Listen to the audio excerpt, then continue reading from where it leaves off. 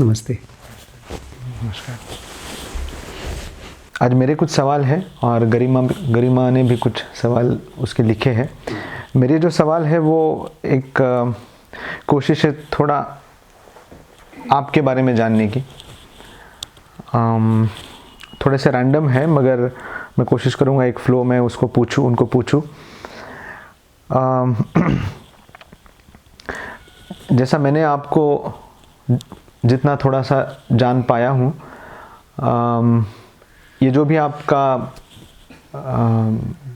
कार्य है, ये उसका मेन बेसिस शायद आपकी जो इंटेलेक्चुअल साधना है या बुक्स के थ्रू जो आपकी साधना है वो है। और इसी से जुड़े हुए कुछ सवाल हैं मेरे शुरू में। सबसे पहला एक सवाल, आपसे बात करते हुए कल ये मालूम हुआ कि आप एक टाइम पे कभी अथिस्ट थे, नास्तिक थे, और फिर उसकी जर्नी के बारे में मैं जानना चाहूँगा कि क्या आप फिर अभी उसमें से इवॉल्व हो चुके हैं नास्तिकता से, और आप खुद को क्या आस्तिक कह सकते हो? मैं बचपन से कभी भी नास्तिक नहीं था, कभी नहीं था। ऐसा लोगों को लगता है क्योंकि मैं कोई फॉर्मल रिचुअल फॉलो नहीं करता हूँ। हाँ, बचपन में मैं नकली आस्तिक था। मुझे याद है, मुझे भी और गरिमा भी, हम सब जब बचपन से घर में रहते थे मम्मी पापा के गाइडेंस में उनके साथ, तो हम लोगों को रोज़ फोर्स किया जाता था, अभी भी फोर्स करती है मम्मी, कि तुम दिया जलाओ भगवान को, उनकी आरती गाओ, हनुमान चालीसा पढ़ो। तो वो चीज़ें फोर्स थी और मैंने बहुत टाइम तक हर शनिवार को जाकर के भगवान के सामने हनुमान जी को प्रसाद चढ़ाना। तो उसमें दो चीज़ें हुई, मैं इसलिए नकली कह रहा हूँ कि एक तो वो फोर्स था और दूसरा मेरी डिज़ायर्स थी। तो वो कभी डिज़ायर्स का तो कनेक्शन होता ही नहीं भगवान से। आप कुछ भी मांगो, भगवान उसका पूरा करेंगे ये गारंटी नहीं है। तो काफ़ी टाइम तक ये चला, ऑलमोस्ट 10-12 साल तक। और अभी भी जब बेचारी मम्मी हमसे पूछती हैं कि गए थे मंदिर में, गए थे बर्थडे के दिन, तो हम लोग कभी जाते हैं कभी नहीं जाते, उनके साथ चले जाते हैं। तो मैं नकली आस्तिकता को छोड़ दिया, लेकिन उसके बाद फिर मेरी बहुत टाइम तक जर्नी चली है जेन्युइन एफर्ट टू बिकम आस्तिक। जब मैं गुरुओं के पास जाता था, अपने एक फ्रेंड के साथ मैं बहुत टाइम तक, एक स्वामीनारायण का मंदिर था वहाँ जाता था, तो वो भी बहुत टाइम तक चला। इसमें प्रेयर करने की कोशिश की, कभी कभी शांति मिलती थी, कभी कभी एक्सपीरियंसेस मिलते थे। लेकिन फाइनली जो मेरा प्रॉब्लम्स समझ में आना शुरू हो और उसको सोल्यूशन हो सके, वो तभी हुआ जब मेरी सारी की सारी आस्तिकता मन के अंदर चालू हुई।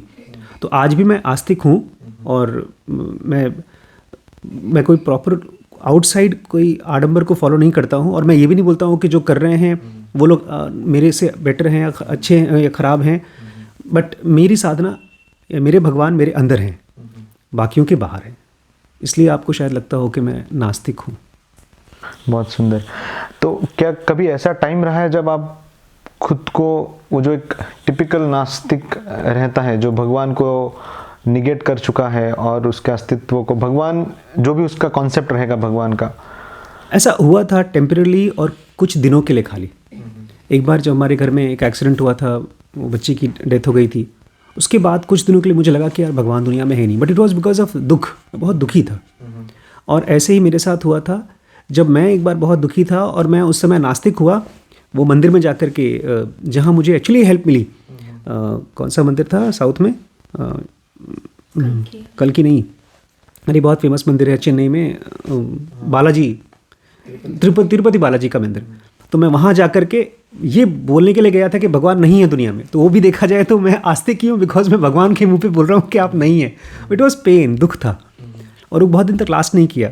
और मुझे लगता है कोई भी आदमी जब बहुत स्ट्रांगली नास्तिक होता है तो वो चाहता है कि भगवान आकर के उसको प्रूव करें कि हैं।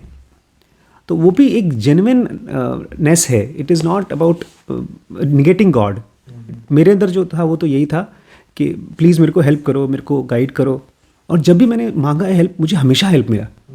मेरी स्पिरिचुअल जर्नी स्टार्ट ही ऐसे ही हुई। मैंने एक लाइब्रेरी में जाकर के भगवान को बोला प्लीज़ मुझे हेल्प करो, तो मुझे योग वशिष्ठ मिली। तो मैं कभी देख ही नहीं पा रहा हूँ कि मैं नास्तिक हुआ ही नहीं, कभी नहीं हुआ। तो मैंने कुछ लोगों का ऐसा मानना सुना है कि हम, जैसे आपने भी थोड़ा कुछ कहा कि जो रिलीजियस भगवान या जो मूर्ति में भगवान ढूंढते हैं उसमें तो बिल्कुल हम नहीं मानते हैं, मगर एक हायर पावर, नेचर, कॉस्मॉस, ये भगवान की डेफिनेशन सुनी है मैंने कई लोगों से। क्या इससे आप सहमत है? क्या ये अभी आपकी डेफिनेशन है? और क्या ये डिफरेंट है जब आप कहते हैं कि नहीं, मेरा भगवान मेरे अंदर है? दो चीज़ें आपने पूछी। एक तो क्या मूर्ति के अंदर भगवान को आप मानते हैं कि नहीं मानते हैं। मूर्ति के अंदर भी भगवान है और बाहर कॉन्शियसनेस, कॉस्मिक कॉन्शियसनेस में भी भगवान है, लेकिन जिस भगवान से मैं रिलेट कर पाता हूँ वो मेरे अंदर ही है। तो ऐसा कोई भी स्पेस नहीं है, कोई भी टाइम नहीं है जहाँ पर भगवान नहीं है। लेकिन जैसे ही मैं ये मानता हूँ कि उस मूर्ति में भगवान है तो मेरा रिलेशनशिप अलग हो जाता है भगवान से।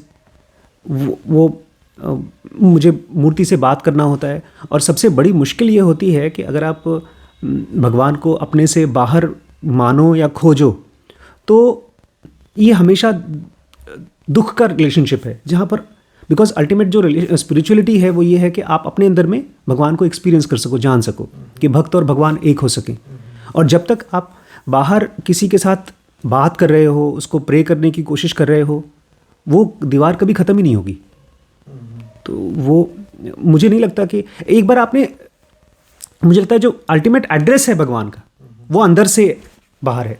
हम लोग बाहर से अंदर आने की कोशिश करते हैं, बट जिनको उससे मिला है तो वो भी झूठ नहीं है, सही है वो भी। बट मेरा एक टाइम था जब मैंने बहुत टाइम तक बाहर से ही भगवान को प्रार्थना करने की कोशिश की। मुझे लगता है ना, इट वॉज ऑल अनकॉन्शियसली। एक पॉइंट के बाद भी हम भीख ही मांगते रहते हैं कि भगवान मुझे तुम दो, तुम मुझे एनलाइटनमेंट दो, एज इफ़ ये कोई गिफ्ट है जो आपको मिलेगा जब आप कोई बड़ी साधना कर लोगे तब। ये गिफ्ट नहीं है, ये इट इज़ रियलाइजेशन।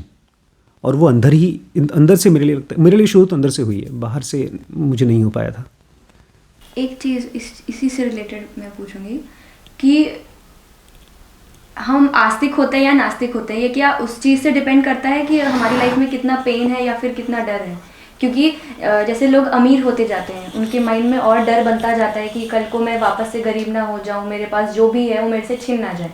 जैसे कि वो अंकल हैं, वो बेसिकली इसलिए पूजा करते हैं क्योंकि वो डरते हैं कि जो मैंने इतना सब कुछ कमाया है या जो मैं यहाँ तक पहुँचा हूँ, उनके माइंड में कहीं ना कहीं डर है क्योंकि ये ख़त्म हो जाएगा। तो क्या आस्तिक या नास्तिक होना हमारे डर से या हमारे पेन से जुड़ा हुआ है?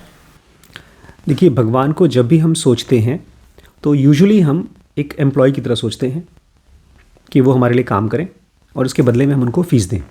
और फीस क्या है? पूजा पाठ या उनका पैर छूना या उनकी गुणगान करना। तो रिलेशनशिप हमेशा एक नौकर और मालिक का होता है। यहाँ तक कि जो लोग भगवान को पूरे मन से मानते हैं लेकिन सटली ये मानते हैं कि नहीं, भगवान मुझे एनलाइटनमेंट दे दे या मेरी प्रॉब्लम सॉल्व कर दे, तो वो भी वही है। वो एक नौकर मालिक का, कि मालिक खुश हो जाएंगे तो हमको देंगे। तो कभी भी डायरेक्ट रिलेशनशिप होता ही नहीं है। और इस कंडीशन में जो भी आस्तिकता है या नास्तिकता है वो एक रफ रिलेशनशिप है, फेयर नहीं है, जेन्युइननेस नहीं है, because you are not related to God. आप गॉड को जानना भी नहीं चाहते, आप खाली अपने आप की इच्छाओं के साथ, जिनके साथ बंधे हैं, उसमें आपको लगता है कि मेरी पूरी हो जाए और नहीं होगी तो दुख होगा। तो एक खेल चल रहा है जिसमें कि मैंने भगवान को तो मुझे जानना नहीं है और भगवान को मैं शायद मानता हूँ जान भी नहीं सकता, बहुत मुश्किल काम है। और फिर भगवान की एक छोटी सी मूर्ति बना के रख दी। जैसे भगवान कृष्ण राम की कहानी नहीं सुनते, मुझे बड़ा समझ में नहीं आता था कि क्यों जब भगवान राम को लगता है कि सीता जी को इतना प्यार करते थे तो उनकी मूर्ति रख करके यज्ञ किया गया। उनको तो बाहर भेज दिया, जंगल में भेज दिया। तो मूर्ति तो नकली चीज़ है। अब आप मेरी बेटी हो, अब मैं सोचूं नहीं, मेरी बेटी तो मैं तभी आपको बेटी मानूंगा जब आप मेरा काम करोगी, मेरे घर में खाना बनाओगी, मेरे झाड़ू पोछा करोगी, मैं आपको बोलता हूँ तो पढ़ाई करोगी। तो मैं कभी भी आप में इंटरेस्टेड हुई नहीं, मैं खाली अपने काम में इंटरेस्टेड हूँ। तो आप हो चाहे कोई और भी हो, एक XYZ नौकर आ जाए तो उसके साथ भी मेरा वही रिलेशनशिप रहेगा। तो जो लोग भी अपनी डिज़ायर्स के साथ प्रार्थना करते हैं या नहीं करते हैं, वो खाली अपनी डिज़ायर से ही कनेक्टेड हैं, उनका भगवान से कोई ताल्लुक़ नहीं है। तो आई डोंट थिंक वो तो वो नास्तिक हुए एक तरीके से। नास्तिक वर्ड बड़ा दुखदाई खराब सा है, गाली जैसा है कि मैं भगवान को नहीं मानता। आप उनसे बोलेंगे तो बोलेंगे भगवान को नहीं मानते तो पूजा क्यों कर रहे हैं। वो आस्तिक हैं अपनी इच्छाओं के, उनका भगवान से कोई ताल्लुक नहीं है।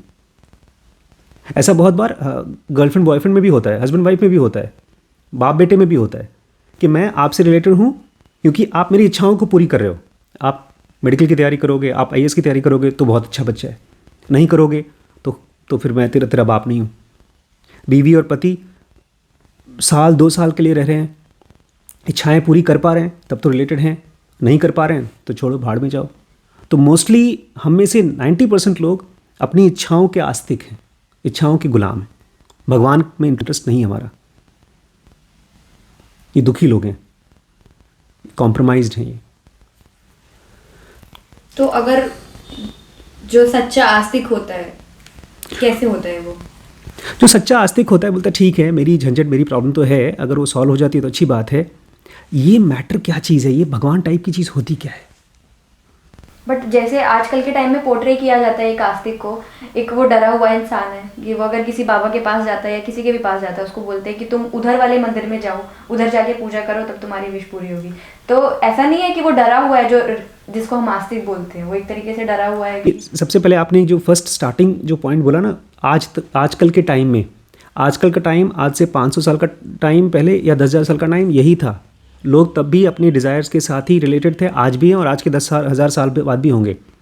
जो जेन्युइन आस्तिक होता है वो भगवान नाम के सब्जेक्ट को पढ़ना चाहता है, not in only in the form of books but अपने माइंड के अंदर वो जीना चाहता है। वो देखना चाहता है कि अगर ये एलिमेंट ऐसा है जो हर एक प्रॉब्लम का सोल्यूशन है तो मैं देखना चाहता हूँ कि ये कैसा होता है।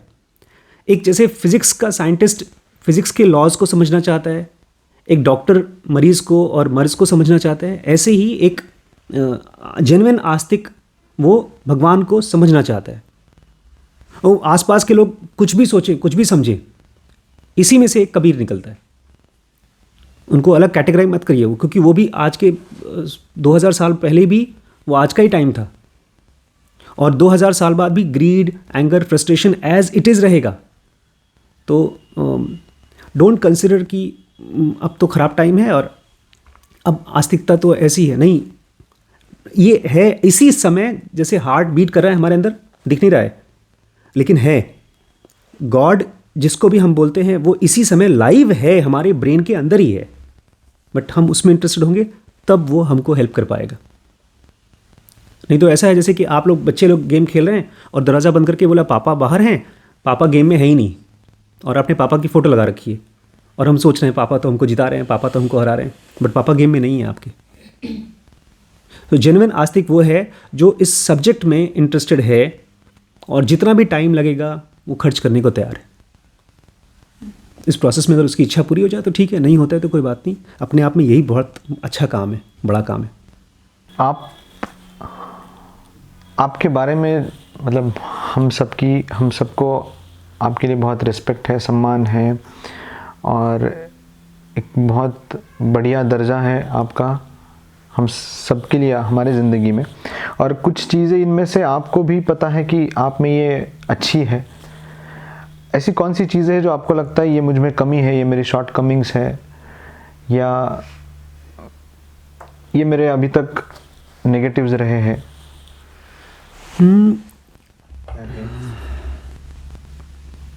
मेरे अंदर की कमियां, उसकी तो लंबी लिस्ट हो जाएगी बट मुझे लगता है कि कभी कभी मैं बहुत इम्पेशेंट हो जाता हूँ, तो उसका भी मैंने सोल्यूशन अब खोजा है कि आराम से करो। अभी कल ही आप जब बात कर रहे थे एग्ज़ाम क्रैक करने की बात, तो मेरे अंदर में एम्बिशन नहीं है तो मैं कभी एग्ज़ाम क्रैक ही नहीं कर सकता कोई भी। तो वो, लेकिन वो ऐसी कमी है जिसको मैं डिस्टर्ब नहीं करना चाहता, बिकॉज मैं एग्ज़ाम के लिए अपने आप को प्रिपेयर करूँगा तो फिर मेरी इम्पेशेंस वापस आ जाएगी। तो मुझे लगता है I will prefer to keep my impatience rather than to become over ambitious. But academic ambition नहीं है इतना ही? एकेडमिक एम्बिशन नहीं है, बट इवन ओवरऑल एम्बिशन जिसको बोलते हैं ना, वो एक तरह का एक राजसिक शोर है, लेकिन एक सत्व में, मतलब जब आप एक कामनेस में जाते हैं तो वो अपने आप में वो भी एक कर्म है जो होता है, उसमें बहुत कुछ करना नहीं पड़ता। तो बट जब मैं कभी कभी दूसरों को देखता हूँ, जैसे एक हाबिल्ड करके एक वेबसाइट है, उसमें बच्चा योगा सिखाता है, ऑलमोस्ट हर रोज़ सुबह शाम सिखाता है। तो उस तरह की हो सकता है मेरे अंदर में आलस है, तो मुझे लगता है कि आलस भी है मेरे अंदर में। और क्या कमी है, कमी बहुत लंबी है, अगर गिनने जाऊंगा तो हो जाएगी। और क्या कमी है, हाँ, मेरे बच्चों के साथ मुझे लगता है कि मैं जिस तरह से इनको समझना चाहिए और समझा पाना चाहिए, बता पाना चाहिए, वो बड़ी कमी लगती है। मुझे लगता है कि मेरे पास अभी लिखने की कमी महसूस होती है। मैं बोल तो पाता हूँ कैमरे के सामने, आप लोगों से बात भी कर पाता हूँ, बट जब लिखने की बात आती है तो वो फ्लो नहीं आता। और क्या कमी है,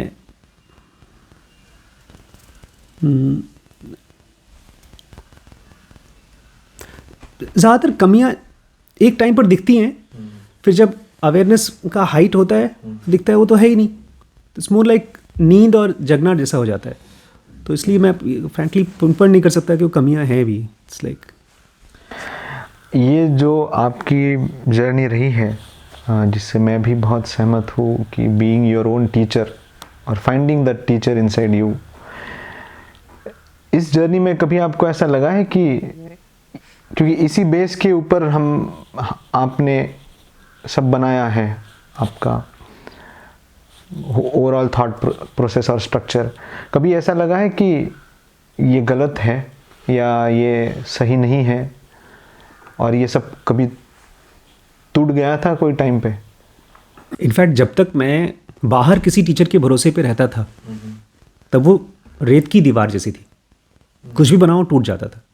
अब एक गुरु के पास गया, उसने मुझे बताया कि ये काम करो, तुम्हें ये करना चाहिए, तुम्हारा पर्पस ऑफ लाइफ है। उसको आकर के एक दिन ट्राई किया, दूसरे दिन भूल गए। अब तो ऐसा महसूस होता है कि मेरा टीचर, असल में मैं खुद दो पार्ट में अपने आप को महसूस करता हूँ। एक है क्लियर एंटिटी जो है वो टीचर है, और एक है जो बेचारा इग्नोरेंट है, स्टूडेंट है या जो भी कह लीजिए। तो जब भी स्टूडेंट के पास कुछ क्वेश्चन होता है तो टीचर उसको गाइड करता है। तो मेरे अंदर ही वो दोनों एंटिटीज़ हैं। और जब कभी ऐसा महसूस भी होता है ना कि यार ये मैं जो सपने की जो अपना सपना बनाना चाहता था वो टूट जा रहा है, तो वो भी मैं देखता हूँ कि टीचर का ही एक वे है पढ़ाने का। जब भी कोई एक्सीडेंट अब हो रहा है, हालांकि एक्सीडेंट्स बहुत कम हो गए हैं, तो वो सारा का सारा एक ट्रिक है जो मेरे टीचर ने मुझे कुछ खास चीज़ पॉइंट आउट करने के लिए, सिखाने के लिए प्रिपेयर किया। अभी हम लोग गए थे नागपुर से फिर वापस आ गए। ये प्लान था कि वहाँ पर हम लोग ज़ेनोविले बनाएंगे, लेकिन वो अभी तुरंत नहीं बनेगा, हो सकता है 2 साल बाद बने, हो सकता है 10 साल बाद बने। तो हम लोग को फिर वापस आना पड़ा। तो वो पूरी की पूरी चीज़, इट वाज वेरी क्लियरली, जैसे किसी बच्चे को कोचिंग दी जाती है, वो पैसा दे करके जाके कोचिंग में सीखता है, वो मेरे लिए कोचिंग थी। तो I don't think there is now any base किसी और, जो भी फाउंडेशन कह सकते हैं, ये वो फाउंडेशन से शुरुआत हो रही है। तो अगर ये सब कुछ ख़त्म भी हो जाता है तो ये तो खाली एक बाय प्रोडक्ट है मेरे अपने रिलेशनशिप विथ माई सेल्फ। यही फाउंडेशन कुछ गड़बड़ है, ऐसा कभी डाउट नहीं होता है मतलब। और इसका एक दूसरा स्वरूप है ये कि ये जो टीचर है आपका, ये किस बेसिस पे आपको इतना कॉन्फिडेंट कि ये सही है टीचर, ये आपने को ही फूल नहीं कर रहे हो? एज ए डॉक्टर, दर्द होता है, दवाई खाओ तो आराम होता है। ऐसे ही आपके अंदर में कन्फ्यूजन होता है और फिर आपके अंदर से क्लैरिटी आती है। तो जब कन्फ्यूजन खत्म होता है तो ठीक ऐसा एक्सपीरियंस होता है जैसे दर्द का ख़त्म होना या भूख का ख़त्म होना। इसलिए मुझे लगता है कि डाउट या कन्फ्यूजन, ये कॉन्फिडेंस भी नहीं है मुझे अपने टीचर पे। ये तो सांस की तरह है कि अगर सांस फूल रही है तो आपको पता है कि आप परेशान हैं, लेकिन जब सांस ठीक हो गई तो आपको पता है कि आप ठीक हैं। तो कोई चीज़ करके अगर आपकी सांस ठीक हो पा रही है, आपकी भूख शांत हो पा रही है, तो वो चीज़ सही है। फिर जो चीज़ सही है वो फिर मैं अपने बच्चों को बताता हूँ।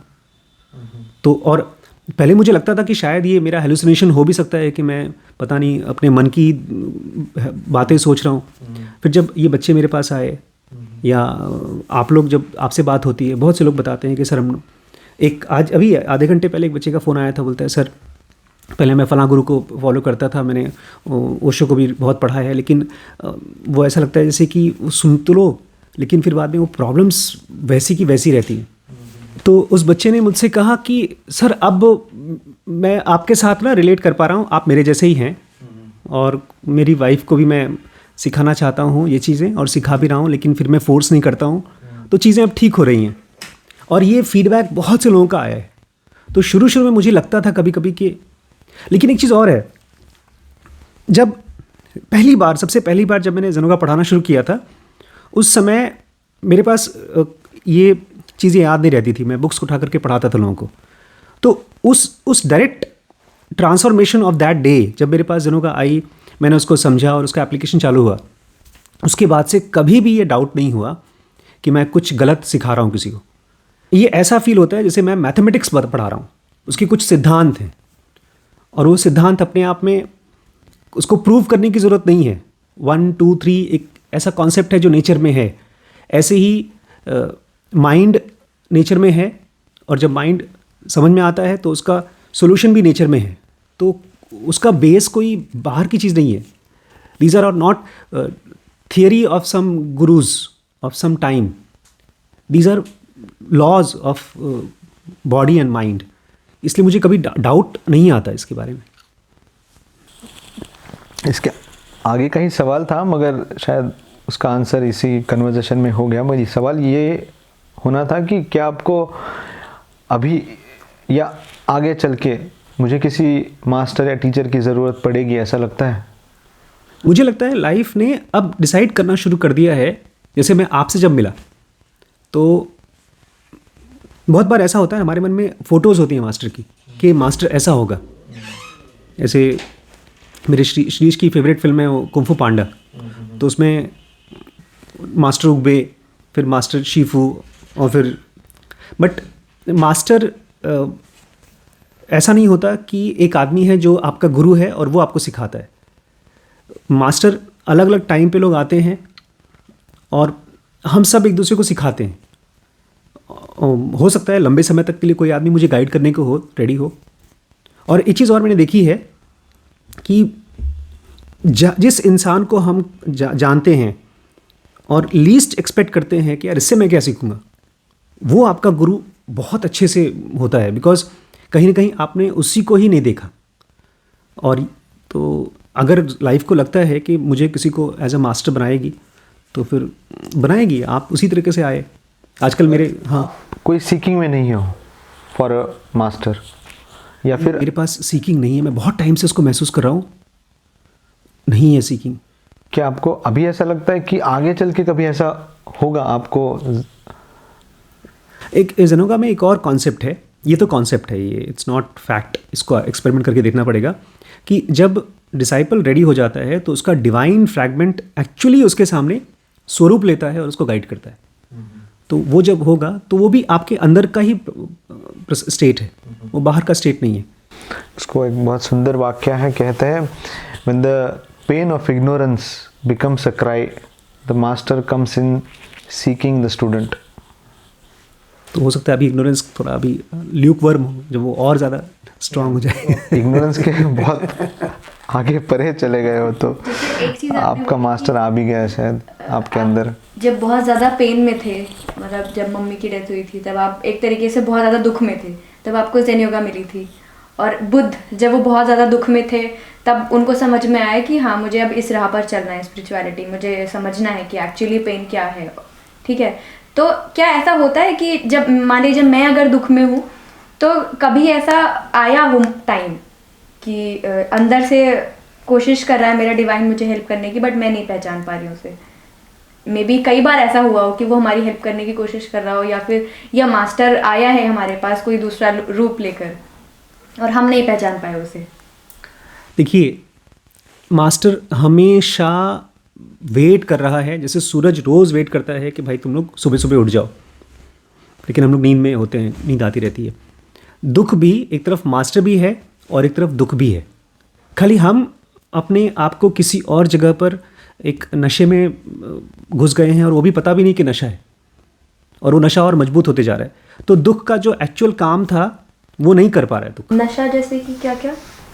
अगर मैं अपने आप को दिन भर शराब में डाल देता हूँ, या मैं मैगजीन्स पढ़ रहा हूँ, तो खैर मैगजीन का टाइम नहीं है, इंस्टाग्राम आजकल बहुत बड़ा नशा है। कि अगर आप अवेलेबल हो सको दुख को, और वो जो डेथ थी, मम्मी की डेथ थी, उसमें ऐसा नहीं कि मैं बहुत रो रहा था। इनफैक्ट मैं कल डॉक्टर रिम्पी को बता रहा था, मैं रोया ही नहीं था। एक बूंद आंसू नहीं आए थे मुझे। अभी तक मैं उस डेथ पर रोया नहीं हूँ, लेकिन मैं उस टाइम पर कोई और चीज़ नहीं कर रहा था। मैं जॉब करता था उस समय दिल्ली में, मम्मी का फ़ोन आया था, फिर मैं वापस चला आया, और दुख था दुख था दुख था, और वो दुख चलता रहा हफ्ते भर, महीने भर। भाई भी दुखी में था, और फिर उसी में एक बुक आई और इसको पढ़ना शुरू किया। उस समय कुछ और नहीं कर रहा था मैं। तो अगर आप कुछ नहीं करते हैं ना, then you are available to दुख, और जब दुख को अवेलेबल रहते हैं तो दुख आपको उंगली पकड़ के ले जाता है डिवाइन के पास। क्योंकि आपने कहा ना, जब पेन ऑफ इग्नोरेंस, जब दुख आपको होता है, अब बहुत से लोगों को बीमारी होती है।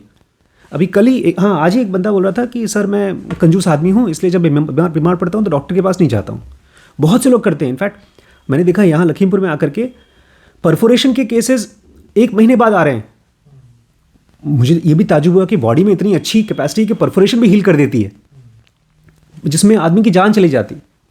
तो हम लोग भाई बॉडी की झेल लेते हैं, तो माइंड के दुख को तो आदमी तरीके खोज ही लेता है, आराम कर लेता है। इसलिए बी अवेलेबल टू दुख। तो जब दुख होगा तभी हम अपने मास्टर को ढूंढ पाएंगे ना। ये जो वाक्य कहा ना, उसका एग्जैक्ट दुख मीनिंग नहीं है, पेन ऑफ इग्नोरेंस है। इग्नोरेंस का दुख मतलब एक पॉइंट आता है कभी कि हमको मालूम पड़ता है कि मुझे मतलब मेरी ये कमियां है, या मुझे मतलब स्पिरिचुअलिटी में ये समझना है, सीखना है, मगर वो सिर्फ पेन है। जब उस पेन का क्राई हो जाएगा, जब तुम रोने लगोगे कि नहीं, अभी उसकी इंटेंसिटी जब बढ़े। इसको मैं रोना भी नहीं कहूँगा। एक छोटा सा एग्जांपल है। आपको लगता है कि मैथ्स बहुत मुश्किल चीज़ है, लेकिन भगवान करे ऐसा आपके साथ हो कि आपके पास कुछ पैसे आ जाएं, 10, 15, 20 लाख रुपए, 25 लाख रुपए आ जाएं, और फिर आपको इन्वेस्ट करना पड़े, फिर आपको गणित करना पड़ेगा, आपको मल्टीप्लिकेशन करना पड़ेगा, आपको profit loss, simple interest, compound करना पड़ेगा। क्योंकि तो उस टाइम पर आपको ये नहीं लगेगा कि मैथमेटिक्स मुश्किल है। मुश्किल लगेगी तब भी आप पढ़ेंगे। तो वो है नीड ऑफ ज्ञान। पेन ऑफ इग्नोरेंस मतलब नीड ऑफ ज्ञान। जब आपको लगता है कोई चीज़ की ज़रूरत है तो आप फिर उसको सीखते हो। नहीं, इसमें ऐसा कुछ बट अभी ये ज़रूरत की जब when the pain will become a cry, अभी से थोड़ा दर्द हो रहा है मेरे घुटने का, मगर जब मैं बहुत पकड़ के रोने लगूँ, इतनी इंटेंसिटी जब हो जाएगी, तब वो खुद आ जाएगा ढूंढते। इसकी इंटेंसिटी जब बहुत बढ़ेगी, ऐसा उसका मीनिंग था। डाविंसी का ये था, मैंने कहीं पढ़ा था कि जब वो छोटे थे उनको बचपन से ही नहीं पता था कि मुझे पेंटिंग करनी है। वो बता रहे थे कि मैंने ऐसे ही आउट ऑफ नोवेयर अपने पापा के रूम में से पेपर उठाया और मैं घर से बाहर निकल जाता था। फिर धीरे धीरे करके मैंने अपनी जो मेरी ड्राइंग थी मैंने उसको सुधारा, और फिर मुझे भी नहीं पता था कि ये मेरा पैशन बन जाएगा। तो बुक में लिखा था मास्टरी में कि कभी कभी ऐसा होता है कि आपको कोई अचानक से ऐसा थॉट आता है और वो आपका पैशन बन जाता है या वो आपकी लाइफ बन जाती है। तो क्या इस चीज़ में भी ऐसा होता है कि कोई एक ऐसा थॉट आया और फिर आपने उसी राह को पकड़ लिया? बिल्कुल होता है, लेकिन जो चीज़ अचानक होती है उसको हम प्लान नहीं कर सकते, और हम उसके लिए वेट भी नहीं कर सकते। आज कई दिनों से मुझे अपने वेबसाइट पे काम करना था, वो मैं टल रहा था वो आज बैठ करके मैंने शुरू कर दिया। तो जो आपको करना है वो आप खोजिए और करिए, और फिर जो अचानक से होने वाला होगा वो होगा। आप अचानक से पैशन मिलने के लिए वेट नहीं कर सकते। मैं वेट नहीं कर सकता कि मुझे एक बहुत बड़ा गुरु बनना है, तो जब वो मौका आएगा तब मैं जाकर के किसी को पढ़ाऊंगा, सिखाऊंगा। मुझे जो करना है मुझे अभी करना है, आज कुछ ना कुछ करना है। तो जो मैं करूंगा वही करता रहूँगा, उसी का मौका भी मिलेगा। आप ही आजकल योगा कर रही हो, अगर आप रोज़ योगा करते रहते हो तो फिर उसका और मौके जो अचानक से होने वाले होंगे आपको मिलेगा। तो अचानक से चीज़ के लिए डोंट वेट। जिनके साथ हुआ है वो खाली ये बोल रहे हैं कि एक ग्रेस था उसमें चीज़ें शिफ्ट हुई। जो मुझे एक्सपीरियंस आया ज़ेनोगा का फर्स्ट टाइम, उसके पहले ऑलमोस्ट 10 साल से मैं बुक्स पढ़ रहा था, समझने की कोशिश भी कर रहा था, तो बट उसके बाद शिफ्ट हो गया, एक गियर शिफ्ट हुआ, स्पीड बढ़ गई, बट जो काम पहले किया था उसका भी तो रोल था। तो उसके ऊपर उसको ज़रूर ध्यान दीजिए कि अचानक वाले को don't wait for it. Sir, सबसे पहली किताब कौन सी थी, और ये जो किताब पढ़ने का पूरी आदत या प्रोसेस थी वो कहाँ से स्टार्ट हुई थी? मेरी सबसे पहली किताब, मुझे याद नहीं है उसका नाम, आई थिंक नए भारत की खोज करके छोटी सी 10 रुपये की बुकलेट थी ओशो की। और जो फॉर्मल फर्स्ट बुक जो मैंने first page to last page पढ़ा और मुझे लगा कि थैंक यू मेरे पिताजी को कि उन्होंने मुझे अंग्रेज़ी और हिंदी पढ़ने के लिए पुश किया, इंग्लिश मीडियम में, हिंदी मीडियम में, वो थी श्री योग वशिष्ठ। और उस समय भी मैं दुखी था। लेकिन ये इम्पॉर्टेंट चीज़ ये है कि दुख सबको पुश नहीं करता है किताबें पढ़ने के लिए। ये उसी को ही पुश होता है जो कन्फ्यूज्ड होता है और बोलता है यार ये क्या हो रहा है, क्या भगवान लोग को भी पता है, किसी लोगों को पता है इसका सोल्यूशन, खोजते हैं। आज भी मुझे लगता है कि यार इतनी बड़ी बड़ी कंपनीज बनती हैं तो उसकी ज्ञान नॉलेज किसी के पास है तो बुक्स खुद करके आप पढ़ते हैं। तो फर्स्ट बुक वाज श्री योग वशिष्ठ, जो ऑफिशियल बुक है। और उससे मुझे ये हेल्प हुई कि भगवान Ram, common man, me common man, same to same. तो भगवान राम भगवान, maybe doctor Ashish not भगवान बट ऑल है इस जन्म में ही, इस देह में ही। तो ये जैन योगा पढ़ने से 10 साल पहले की बात है? हाँ, ये 10 साल पहले की बात है, ऑलमोस्ट 2003 में जैन योगा आई थी। नॉट 10 साल एग्जैक्टली, इट वाज 1997, तो ऑलमोस्ट 6 ईयर्स। तब तक आपको किताब पढ़ने का शौक नहीं था? शौक था, लेकिन पापा नहीं अलाउ करते थे एकेडमिक्स की बुक्स के अलावा कोई बाहर की बुक्स पढ़ना। अच्छा, तो योग वशिष्ठ पढ़ने के बाद फिर आपको वो किताब ज़्यादा पसंद आई, आपको ये समझ आया कि मुझे पढ़ने की नहीं किताब आदत है या मुझे पढ़ना बहुत पसंद आया? मैंने किताब पढ़ा, उसके बाद योग वशिष्ठ की अलग अलग वर्जन्स खोज के पढ़ता था मैं। फिर कुछ टाइम के बाद मैंने अरविंदो की 2-3 बुक्स, एक बुक लेकर आया था, उसको पढ़ने की कोशिश की, 2-3 पेज पढ़ा, फिर वो नहीं सूट किया, मुझे समझ में नहीं आया। तो ये किताब पढ़ने का मुझे शौक है या समझ में आया, ये तब आया जब मैं लखीमपुर में आया और मैं अफोर्ड कर सकता था। क्योंकि इवन बुक्स में आप जब, अब तो थैंक्स टू अमेज़ॉन ऐसा नहीं होता, पहले ये होता था कि आप किसी और की रिकमेंडेड बुक को पढ़ नहीं सकते, बहुत मुश्किल है। अभी मैं गया था कुछ दिन पहले KFI, तो शक्ति जी ने मुझे एक बुक दी है, कोई स्पिरिचुअल बुक दी है, मैं अभी तक उसको एक पेज पढ़ा तो अभी मुझे लगा इसका टाइम नहीं आया है। तो बुक पढ़ने का, बुक इज़ अ गुरु, ये चीज़ मुझे समझ में आया जब मैं उसको अफोर्ड कर सका। तो ये कब की बात है, योग वशिष्ठ पढ़ने के कितने सालों के बाद? ये 1997 के बाद। अगर ये पहले ही मैं अफोर्ड कर सकता, पैसे खर्च कर सकता, तो पहले ही आ जाता। इट वाज 2011 में जॉब लगी यहाँ पर लखीमपुर में, और लखीमपुर छोटा शहर है तो कुछ पैसे भी बचते थे, प्लस टाइम बचता था मेरे पास। तो क्योंकि अदरवाइज टाइम सबसे कीमती चीज़ है, टाइम। लखीमपुर में जो मुझे मिला है, पैसे तो बचे ही, बट वो टाइम था जिसकी वजह से मैं बुक पढ़ पाया, वीडियोस बना पाया। तो आपने कहा पहले कि मैं कुछ गुरुओं के पास जाता था, बात करता था, तो ये किताबें योग वशिष्ठ के पहले की बात है या उसके बाद की बात है? योग वशिष्ठ के साथ की बात है। हाँ, मुझे याद है योग वशिष्ठ मैंने मिली थी, तो मेरा एक फ्रेंड है मंगेश, जो अभी खुद का स्पिरिचुअल टीचर है, तो वो मुझे लेकर गया था कल की गुरु के पास में। और फिर वही एक मेन गुरु थे जिसके पास मैं गया था। फिर कृष्णमूर्ति फाउंडेशन में गया, एक और अंकल थे मानस मुकुलदास जी, उनके थ्रू गए थे फाउंडेशन में। बट ओवरऑल जब लोगों से मिलो तो ऐसा लगता है जैसे कि लोग अपनी थॉट प्रोसेस आपको देना चाहते हैं और वो कहीं ना कहीं फोर्स्ड फील होती है। बुक के साथ ये नहीं होता। बुक के साथ आपको नहीं समझ में आ रहा है तो आप उसको रोक करके बंद करके रख सकते हो, लेकिन उस आदमी के साथ में ऐसा नहीं कर सकते कि तो चुप हो जा भाई। तो एक एक्सटर्नल सीकिंग और एक book through internal seeking parallel चल रही थी। एक मोड आया जब आपने ये पूरी तरह से एक्सटर्नल ड्रॉप करके, मुझे इंटरनल से इतना वैल्यू मिला कि मुझे याद है एक दिन एक हमारे एक्सटर्नल फ्रेंड गुरु टाइप के थे मानस जी, तो उनसे मैं खूब बातें करता था, क्वेश्चन पूछता था। फिर जब मुझे कुछ डिस्कवरी हुई, मैंने उनको बताने की कोशिश की, तो it seemed there is a wall, उनकी अपने ओपिनियन की वॉल है, तो वो रुक गई। आज भी मैं उनसे बातें करता हूँ कभी, बट मुझे लगता है जो वो बता रहे हैं वो या तो मुझे अपने अंदर से समझ में आ रहा है या तो कहीं बुक से कुछ। आप जब अभी ये कह रहे हो कि मुझे कोई डिस्कवरी हुई बुक्स पढ़ने के थ्रू, इसको थोड़ा एलेबोरेट करेंगे, मतलब क्योंकि मैं ऐसा सोचता हूँ कि, या जो भी थोड़ा जानता हूँ कि किताबों में किसी दूसरे का एक एक्सपीरियंस जो उसकी ज़िंदगी का है, उसके एक्सपेरिमेंट्स का है, वो उसने पोर्ट्रे किया है, तो उस और जो कि ऑलमोस्ट उसके इन्फरेंसेस होते हैं या कंक्लूजन्स होते हैं, तो उसके कंक्लूजन में से आपको क्या डिस्कवरी होती थी? सबसे पहली चीज़ जो होती है किसी भी बुक से, जो अच्छी बुक से, बिकॉज 10 में से एक ही बुक ऐसी होती है या 100 में से एक बुक होती है जो एक आदमी ने खुद ने 10, 15, 20 साल में कुछ डिस्कवर किया और आपको दिया। जो सबसे पावरफुल चीज़ होती है वो एक ऐसा क्वेश्चन होता है जो आपने कभी सोचा ही नहीं। It is not the answer. और उसके बाद हो सकता है उसके आंसर से आपको हेल्प मिले, हो सकता है उस क्वेश्चन का आंसर आप खुद से कुछ खोजें। तो it is not the answers, it is the question that you take. ये बहुत सुंदर लीड मिला मुझे, बढ़िया।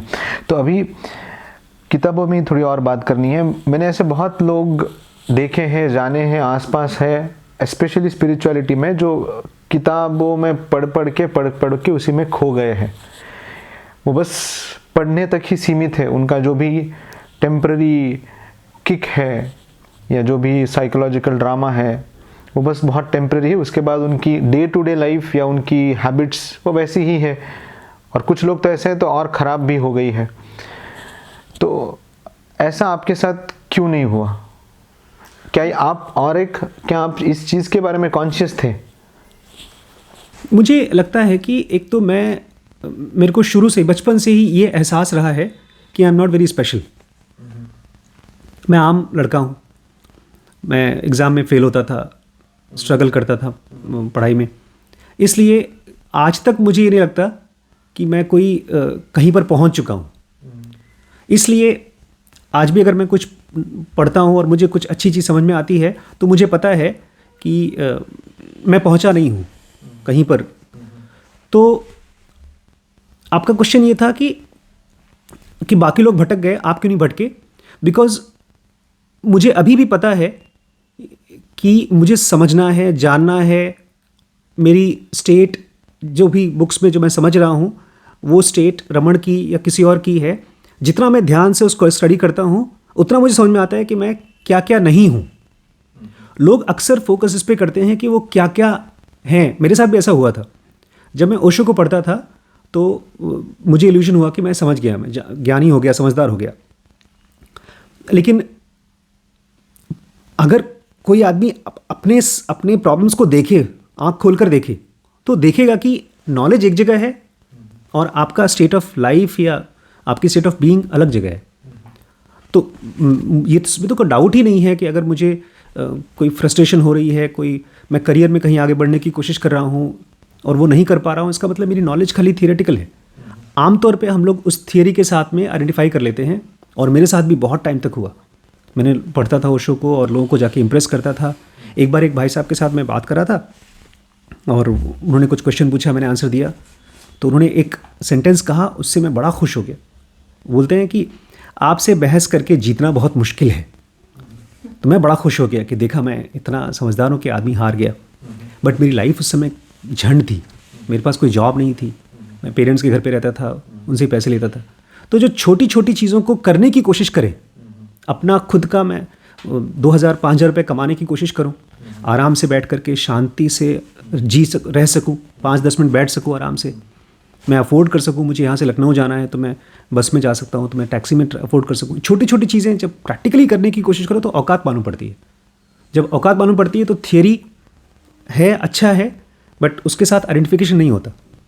ये एक स्पेक्ट्रम हुआ जब कुछ लोग थियरी से आइडेंटिफाई करके खुद को कुछ मान लेते हैं, मगर ज़्यादातर लोग मैंने ये देखे हैं कि थियरी पढ़ के मैं ये नहीं हूँ और ये मैं होना चाहिए, इस चीज़ का उनको डिप्रेशन या इस चीज़ का कॉम्प्लेक्स या गिल्ट आ जाता है कि मैंने, जैसे कृष्ण कहते हैं अनअफेक्टेड बाय दिस दैट, ये वो, मैं तो वैसा नहीं हूँ, मेरी सेंशुअलिटी तो बहुत हाई है, तो मैं जितना इसको पढ़ रहा हूँ मैं उतना, मैंने बहुत ज़्यादा लोग ऐसे देखे हैं और खुद से भी कि मैं नहीं हूँ ये। तो इससे बहुत लोग नीचे गए हैं। तो आप नीचे क्यों नहीं गए? क्या आप तो मतलब मैं तो देख रहा हूँ कि आप तो उठे हो ऊपर वहाँ तक। मुझे भी ताजुब होता है इसका, कि मुझे लगता है कि मैं उठा भी तो हूँ, मतलब अब एक थियरी है, एक लाइफ है, उस थियरी में से कुछ प्रैक्टिसेस मिला, उसको किया, फिर उठा, तो जो उठा उससे मोटिवेशन आया इस पूरे प्रोसेस के ऊपर। और जो लोग भी थियरी को आइडेंटिफाई करके मान लिए और गिरे, तो उन्होंने एफर्ट डालना बंद कर दिया। ऐसा होता है। प्रैक्टिसेस कहाँ से हैं अभी यहाँ पे? प्रैक्टिसेस, ये बहुत अच्छा बोला आपने, बिकॉज मैंने फाइनली ये रियलाइज़ किया है, चाहे भगवत गीता को पढ़ के, चाहे किसी और स्क्रिप्चर को पढ़ के, most of the practices, the most effective practices are inside your mind, जहाँ पर आप अपने मन के अंदर में तीनों गुणों के साथ में ऐसे काम कर सकते हो जैसे आप उंगलियों से काम करते हो, एक सर्जन जैसे काम करता है, ऐसे ही। तो अब आमतौर पे लोग क्या करते हैं कि वो एक बुक पढ़ते हैं, उनको अच्छा लगता है, वो दूसरों को बताते हैं, उनको भी अच्छा लगता है, बट उस पूरे प्रोसेस में जो डे टू डे लाइफ है उसमें उनको टैकल करना आता नहीं है। अगर वाइफ के साथ बहस हुई तो मन में ये बात आती है, काश ये भी स्पिरिचुअल होती तो मेरी बात समझ जाती। लेकिन ये एक मन का थॉट है जो डेप्थ नहीं है, क्लैरिटी नहीं है, इससे पेशेंस नहीं आता। मैं अपनी वाइफ को आराम से बैठ करके सुन नहीं सकता। तो अब कुछ दिन पहले मेरी वाइफ ने मुझे ब्लेम किया कि तुम तो किसी बात के लिए ब्लेम कर दिया। तो उस मोमेंट पर उस ब्लेम से मेरे थॉट्स में एक ट्विस्ट आया। उस ट्विस्ट को या तो मैं घमंड की तरह बोलूँ, यार मैं इतना स्पिरिचुअल आदमी हूँ, मेरे को ऐसा ब्लेम कर रही है। अगर ये थॉट आया तो I should be able to tackle it like a surgeon कि ये एक ब्लीडर है, I need to stop it, और वो स्टॉप कर दूंगा तब मैं उसको और ध्यान से सुन पाऊंगा। ब्लीडर एज अ सर्जन बोलते हैं ना कि ब्लीडर है, वो ब्लीड कर रहा है तो उसको रोको। तो ज़्यादातर लोग जो, उनको लगता है कि थॉट्स तो हमारा सेटल है, हमने बाहर का सही थॉट्स इकट्ठा कर लिया, और जो भी प्रोटोकॉल है, पूजा पाठ करना है, प्रार्थना करना है, वो सब कुछ कर रहा हूँ, तो मन के अंदर में कुछ करना थोड़ी है। बट सारा खेल ही मन के अंदर है, बिकॉज हम आइडेंटिफाई कर रहे हैं फिजिकल बॉडी के साथ, वही एक मन की ही ट्विस्ट कन्फ्यूजन है। तो अभी इसमें ये पूछना है कि ये जो मन का खेल है, आप इस खेल में, आप ये खेल बहुत अच्छी तरीके से खेल पाए हो। तो मेरा ऐसा मानना है कि जब दिक्कत लोगों में दिक्कत यह आती है कि मन को एक घड़न बैठ गई होती है 10-12 साल किसी आदत की वजह से। लोगों ने ये कर दिया है कि उनको लगता है इस खेल का रिजल्ट उनको पता है, ये रिजल्ट है, ये ट्रॉफी है, और मैं समझ गया हूँ, अब मुझे मिलना चाहिए। और मुझे नहीं लगता कि मैं वो स्टेट ऑफ एनलाइटनमेंट को कोई फिक्स्ड एंटिटी है जिसको मैं जानता हूँ और मुझे मिलना चाहिए। जो मेरा खेल खेलना है वही अपने आप में एनलाइटनमेंट भी है।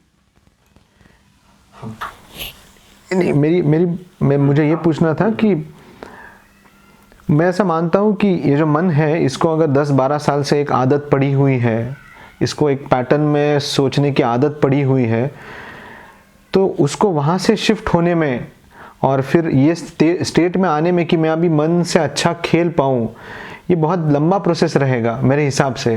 पर आप जब कहते हो कि ज़ेन, आपका शिफ्ट सिर्फ ज़ेन योगा के बाद हुआ है, तो इतना सडन शिफ्ट कैसे पॉसिबल है? क्या आपका ऑलरेडी माइंड एक स्ट्रक्चर्ड और थोड़ा बेटर सिस्टमैटिक माइंड था? मुझे लगता है जैसे आपने अभी कहा ना, उसमें एक सटल पॉइंट है जो मिस कर दिया। आप कहते हैं कि हम अपने मन के साथ में खेल सकें, इसको 10-12 साल लगेंगे। ये 10-12 साल नहीं, 10-12 हज़ार साल में भी नहीं होगा अगर थॉट्स से थॉट्स को फाइट कराने की कोशिश करेंगे तो। ये मन को कंट्रोल करना, ये मन को रेगुलेट होना, ये थॉट से थॉट काटना नहीं है। जब मैं बोलता हूँ सर्जन, तो उंगलियां तो हैं, लेकिन उंगलियों को कंट्रोल करना माइंड है। मन के अंदर में थॉट्स को कंट्रोल करने वाला एक एंटिटी है जो साइलेंस है, जो पीस है, या इसको अवेयरनेस बोलते हैं।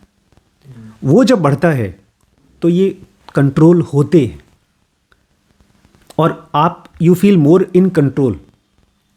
इसलिए मेरा जो शिफ्ट हुआ ज़ेनोगा पढ़ने के बाद में, वो अचानक से मेरे ब्रेन में जितने भी थॉट्स और इमोशंस और एक्टिविटीज़ थे, वो सब ज़ेनोगा आने के बाद में सही जगहों पर इकट्ठे होना शुरू हो गए ऑटोमेटिकली। ज़ेन योगा से आप क्या ऐसा कहेंगे कि बस ISM सेंटर्स है, ये जानने से ज़्यादा इम्पोर्टेंट था कि अवेयरनेस में ग्रो हो सकते हो आप? मैंने अवेयरनेस के बारे में पढ़ा था कृष्णमूर्ति से, और वो बात करते हैं चॉइसलेस अवेयरनेस की। तो एक एक जैसे सर्जन होता है, उसको अलग अलग इंस्ट्रूमेंट्स चाहिए होते हैं अलग अलग काम के लिए, ऐसे ही IESM एक इंस्ट्रूमेंट है जो आप यूज़ कर पाते हैं। वो भी एक थॉट है, अवेयरनेस वर्ड भी एक थॉट है, बट जब आप प्रैक्टिकली आप किसी सिचुएशन में फंसते हो, लेट्स से मेरी और मेरी वाइफ की किसी बात पर बहुत बहुत अच्छी झगड़ा हो गया, या मेरी और मेरी बेटी पे झगड़ा हो गया कोई, वो मेरे लिए एक इशू है जहाँ पर अब मेरा ऑपरेशन थिएटर खुलता है मन के अंदर में, और मैं एक जैसे फिल्मों में नहीं डॉक्टर सर्जन गाना चालू करता है और खट खट हीरो बनता है, ऐसे ही वो मेरा टाइम आ जाता है ध्यान का, वो मेरा ध्यान का टाइम है, वही मेरा ध्यान है। तो मेरा ध्यान ये नहीं है कि बैठ करके अलग से बैठो और नींद में जाओ और इमेजिन करो कि अब भगवान को मैं कब पाऊंगा। वो जो फाइट हुआ है वो मेरे डीप रूटेड आइडेंटिफिकेशंस हैं जो अभी तक मुझे बांध के रखे हैं चीज़ों में, मटेरियल वर्ल्ड में। तो आपका ये कहना कि अवेयरनेस, IESM, ये सारे के सारे मेरे मेंटल टूल्स हैं। उसी में सिस्टम 1 सिस्टम 2 आता है जो हमने डैनियल kahneman से पढ़ा, और एक तरह से वही देखा जाए तो सारी बुक्स में से जो हम लेते हैं, we are just taking tools to use them. और ये सारे के सारे टूल्स का एक तो थॉट्स है और एक उसका एक subtle awareness is a form. अगर मैं आपसे कहता हूँ हमारे ब्रेन में एक सिस्टम 1 है, तो एक तो वर्ड हो गया, बट जैसे आप उसको देख पाते हैं, अच्छा सिस्टम 1 मतलब रिफ्लेक्सिव थॉट्स, तो थॉट्स के पीछे का जो स्टेट है वो है अंडरस्टैंडिंग और awareness. That is very powerful thing. वो ऐसा है जैसे कि फायर जो पानी को भी गर्म कर देता है, बर्फ़ को भी पिघला देता है। तो वो अंडरस्टैंडिंग मुझे मिलना शुरू हो गया ज़ेनयोगा के बाद से, और वही मेरे लिए सबसे हाईएस्ट करेंसी है। पर ज़ेन योगा में अंडरस्टैंडिंग या अवेयरनेस का जिक्र है। ज़ेन योगा में I centre is basically centre of understanding. सत्वगुण जो है ना, वो उसकी मात्रा बढ़ती है। नॉर्मल आदमी में जो IES तीनों की जो मात्रा है, सत्व, रजस और तमस, पहले मुझे लगता था कि सत्वगुण मतलब कि अच्छा काम करना, पूजा पाठ करना, फलाहार करना, झूठ नहीं बोलना, ये अच्छी अच्छी क्वालिटीज़ हैं। बट ज़ेन योगा से मुझे समझ में आया कि this is the purest form is understanding. I centre is understanding. और इसकी जब मात्रा बढ़ती है तो जो नॉर्मली लोगों के या मेरे अंदर में भी पहले थी वो 2, 4, 8 थी, मतलब इंटेलिजेंस या अंडरस्टैंडिंग केवल 2 थी, तो चीज़ों को मैं समझ नहीं पाता था। इमोशंस और सेंसुअलिटी मेरे बॉडी में 4 और 8 थी, तो वो कंट्रोल करती थी। एक ज़ेनयोगी में इट बिकम्स 5 to 2। 5 मतलब इंटेलिजेंस और understanding is highest, it dominates. तो इसी कॉन्टेक्स्ट में अगर 10 साल से मेरा IESM का रेशो 2:8 या 2:4:8 रहा है, तो ऐसा क्या पॉसिबल है कि एक छोटे टाइम में एक रीडिंग ऑफ अ बुक में या अंडरस्टैंडिंग ऑफ अ बुक में वो पूरा सेंटर शिफ्ट 5 to 2 हो जाए? एक्चुअली शिफ्ट बिल्कुल हो सकता है, बिकॉज जब हम किसी 1 साल जब बोलते हैं ना, तो हमको लगता है कि हम 1 साल पे सही काम कर रहे हैं, लेकिन जो हम पिछले 10 साल से जो भी प्रैक्टिसेस कर रहे हैं उसमें भी हमारा IESM यूज़ हो रहा था। अगर मान लीजिए मैं किसी गुरु के आश्रम में गया और वहाँ पर सब नकली हो रहा है, सब कुछ फेक है, और मैं वहाँ पर जी के आया और मैं वापस भी आ गया, मैंने अपने आप को इल्यूजन भी दे दिया कि मैं एनलाइटेंड हो गया, और फिर मेरे को समझ में आया कि यार नहीं हुआ था, तो ये सब चीज़ भी मेरे लिए अंडरस्टैंडिंग का काम कर रहा है। So these are like my past understandings which are waiting to be matured. इसलिए मैं जब पहली बार ज़ेनयोगा मेरे को समझ में आई तो मैं हंस रहा था अपने ऊपर, अच्छा ये मेरा इमोशन था, इसको मैं समझ रहा था। तो all those things which you have in the past, वो आपका they are like teachers waiting to tell you कि हाँ यार पढ़ाने को तैयार है। तो it is not just 1 year. Raman कहते हैं ना, 15 साल की उम्र में, 16 साल की उम्र में उनको जब एनलाइटमेंट हुआ तो उनके प्रारब्ध कई जन्मों से इकट्ठे हो रहे थे, तो ये प्रारब्ध हमारा भी हो रहा है। तो नहीं, मेरा टिपिकल क्वेश्चन उस आदमी के लिए जो बहुत सेंसुअल है, 10-12 साल से एडिक्टेड टू पॉर्न, मास्टरबेशन है, तो just because of knowing a certain concept and also applying it sincerely, वो पूरा 2:8 का रेशो 5 to 2 हो सकता है? बिल्कुल हो सकता है, लेकिन एक चीज़ ध्यान रखिएगा कि इसमें वो जो पूरा आई का पार्ट था वो बहुत कम था, इसने कभी सोचा ही नहीं कि ये सब हो सकता है। अंडरस्टैंडिंग का पार्ट 10 साल बहुत कम था। सबसे बड़ा प्रॉब्लम आता है डॉक्टर सिद्धांत कि हमारे मन में जो चाहिए वो बहुत फिक्स्ड हो जाता है, और जब वो नहीं मिलता तो जो मिल रहा है वो मिस कर जाते हैं हम। आप गए किसी के यहाँ भिक्षा मांगने के लिए और आपने सोच रखा है कि मुझे हलवा पूड़ी मिलेगा और वो देता है आपको बासी रोटी, तो आप बासी रोटी लेकर फेंक देते हैं। यही होता है जब एक आदमी अपने माइंड में कोई साधना कर रहा है, उस साधना का रिजल्ट आ रहा है, लेकिन उसको वो रिजल्ट चाहिए जो उसने सोच रखा है, तो 10 साल का 50 साल हो जाएगा। बिकॉज जितनी बार भी जो भी रिजल्ट मिल रहा है, अब मेरे साथ मान लीजिए मैं पॉर्न देखता हूँ या कोई मॉस्टरबेशन करता हूँ, तो मेरे लिए वो कोई गलत चीज़ नहीं है, वो मेरे लिए एक मैटर ऑफ अंडरस्टैंडिंग है। अच्छा, it is a matter of discovery. वो मेरा भिक्षा है लाइफ का, जो लाइफ ने मुझे एक एक्सपीरियंस दिया और फिर मैंने उसमें से अपनी एक समझ को जिया। देखिए, कभी कभी जब मैं बेहोश होता हूँ ना, तो मेरे को भी ये थॉट आता है केवल कुछ मिनट के लिए कि यार मेरा ग्रोथ नहीं हो रहा है, फिर वो ख़त्म हो जाता है और फिर मैं अपना आराम से दौड़ता हूँ। इस थॉट को पहचानिए कि यार मेरा ग्रोथ नहीं हो रहा है। अभी कुछ दिन पहले हमने एक वीडियो में कवर किया, रमण महर्षि का सीरीज़ था, उसमें एक आदमी डॉक्टर था, वो रिटायर होकर के गया रमण आश्रम में, 8-10 साल रहा। तो रमण उस समय थे नहीं, शरीर छोड़ के चले गए थे। तो उसको सपने में आए और उसको सपने में उन्होंने वही चीज़ बोला जो बहुत से लोगों को उन्होंने फिजिकली बोला है। बोलते हैं मेरा ग्रोथ नहीं हो रहा है, सपने में रमण से बोलता है। रमण बोलते हैं तुम्हारा ग्रोथ हो रहा है, मुझको पता चल रहा है, तुम्हें नहीं पता चल रहा है। तो एवरी डे हम लोग ग्रो कर रहे हैं, लेकिन जब उस प्रसाद को देखते हैं तो वो ग्रोथ फील भी होती है। रमण कहते थे कि इस पूरे तिरुवन्नमलाई में ऐसा कोई घर नहीं है जहाँ से मैंने भिक्षा न लिया हो, न खाया हो, इसलिए मुझे कृतज्ञता महसूस होती है। हम लोग इतने लालची हैं कि लाइफ जो देती है ज्ञान या जो एक्सपीरियंस देती है वो हमको नहीं चाहिए, हमको पूरा चाहिए। मेरे को बचपन में याद आ रहा है, मैं छोटा सा था, मेरा भाई भी था, पिताजी लेकर आए गोलगप्पे, वो 6 गोलगप्पे मिलते हैं, तो वो लाए हम दोनों भाई के लिए कि मैंने लड़ाई करना शुरू कर दिया, नहीं मेरे को 3 चाहिए, उसको भी 3 चाहिए। तो पापा बोलते नहीं बस यही है। तो वहाँ पर एक ड्राइवर था, तो बोलता है तुम दोनों नहीं खाओगे तो मैं ही खा लेता हूँ। उसने एक खा लिया उठाकर, 6 में से 5 खत्म, 5 बचे। मेरे को लगा यार मेरे को नहीं मिलेगा, मैंने कहा मेरा 3 है, मैं खा लेता हूँ। तो मैंने एक खाया तो मेरा भाई बोलता है नहीं मुझे भी चाहिए। बेचारे ने खाया ही नहीं एक भी, मैंने तो एक खा लिया, ड्राइवर बाकी खा गया। तो जो मिलता है वो भी हम नहीं देखते। तो जो आपका अगर इवन स्लाइटेस्ट कंट्रोल रेगुलेशन आ रहा है थॉट्स पे, be happy about that. Every scientist does that. जो भी आज डिस्कवरी होती है वो 10,000 एक्सपेरिमेंट्स करता है, उसमें से एक एक्सपेरिमेंट है जो बिकम्स सक्सेसफुल, तो उसके लिए वो बोलता है 10,000 करना पड़ता है। मुझे यहाँ पर किताबों में भी सारी बुक्स नहीं हेल्प करती हैं, 10 में से एक बुक ऐसी होती है जो, इसको हम लोग पढ़ते हैं एक series as a tale event. Investors भी बोलते हैं अगर आपने 10 कंपनीज में पैसा लगाया है तो उसमें से एक ही ऐसी कंपनी होगी जो 10 के बराबर में आपको रिटर्न देके देगी।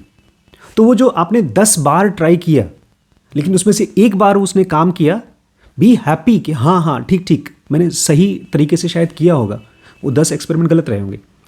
वो पता है इमोशंस चाहिए होते हैं टू ग्रो फास्ट, और जब आप एक के लिए खुश होते हैं तो you get that required emotions. But normally हम लोग क्या करते हैं, जो 9 फेल हुए उसके लिए जो इमोशंस इकट्ठा कर लेते हैं तो एक भी बेचारा दब जाता है। तो gather lots of emotions from all the small experiences. मैं आपको देखता हूँ तो आई फील वेरी हैप्पी कि इतना स्पिरिचुअल आदमी, आपसे फ़ोन पे बात करके नहीं समझ में आया था, एक बच्चे की तरह आपने 2-4 क्वेश्चन पूछे थे, बात खत्म। ये फिजिकली हम लोग मिले तो मुझे लगा ये तो भगवान भोलेनाथ खुद हमारे घर पे आकर के बैठे हैं। अब ठीक है, you are still not the complete बड़ा वाला पेड़ नहीं है, बट आप बीज तो मुझे दिखता है एकदम रेडी बीज है। किताबों में भूल गए या किताबों में रास्ता भूल गए हुए लोग या किताबों में अननेसेसरी खो गए हुए लोगों के लिए आपको कुछ एडवाइस देनी है? किताबों में भूल गए लोगों के लिए, क्योंकि बहुत यंग यूथ मैंने ऐसा देखा हो जो भी इंटेलेक्चुअल्स है, जिनको थोड़ा स्पिरिचुअल सीकिंग है, फर्स्ट चीज़ जो वो पकड़ते हैं किताब है, और फिर किताबों से ही वो विशियस साइकिल चालू हो जाता है जिसमें से बाहर नहीं निकल पाते। एक चीज़ जो मैं खुद स्ट्रगल कर रहा हूँ आजकल, ज़ेन योगा पढ़ लिया बट मैं अभी तक एक भी बुक नहीं लिख पाया। तो ट्राई टू राइट 1 चैप्टर जो आपका खुद का एक्सपीरियंस है, खुद का नॉलेज है।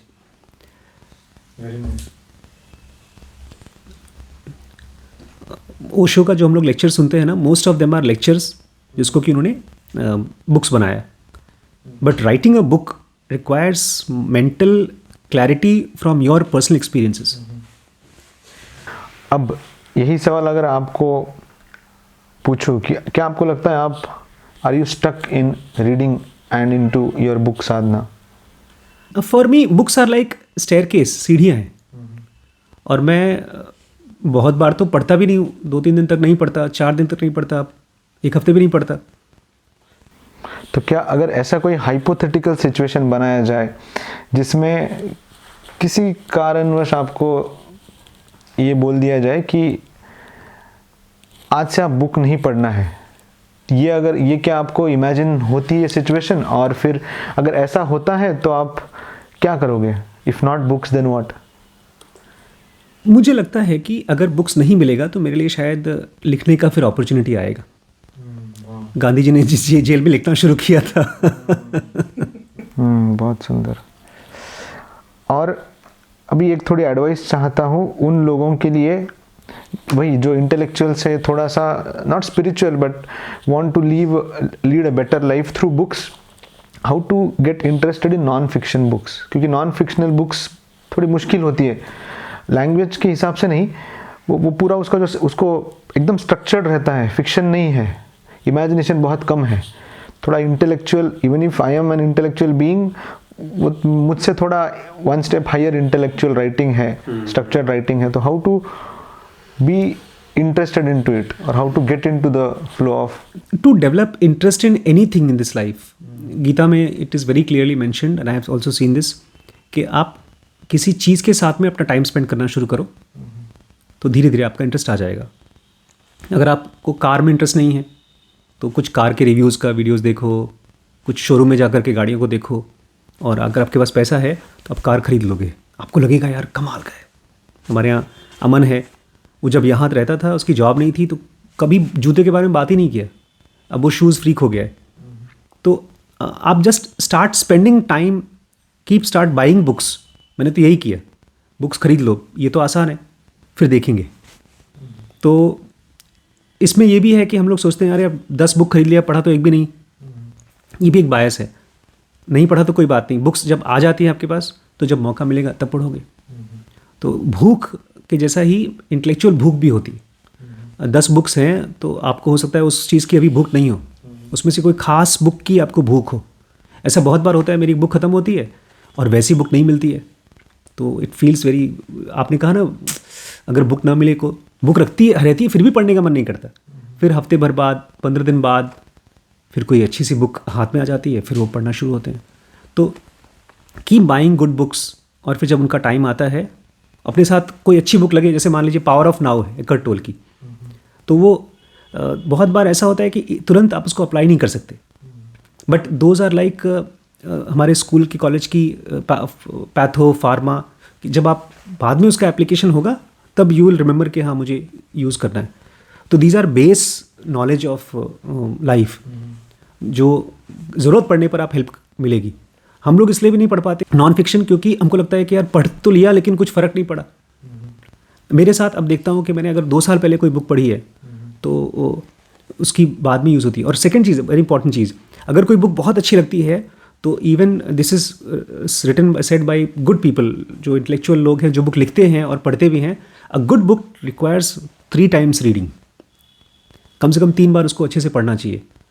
तो हो सकता है पहली बार में इंटरेस्ट नहीं आया तो सेकेंड टाइम में इंटरेस्ट आए, और थर्ड टाइम में मेरा अपना खुद का ऑटोमेटिक एप्लीकेशन होना शुरू हो सके. So first rule is start buying good books. मुझे लगता है कि अच्छी लाइब्रेरी में, एक अच्छी लाइब्रेरी होनी चाहिए, तो उसमें ऑटोमेटिकली इंटरेस्ट आना शुरू हो जाता है. Because you have those things. घर में शराब रखेंगे तो बच्चे शराब पियेंगे, तो ये it is good to have them. अभी थोड़ा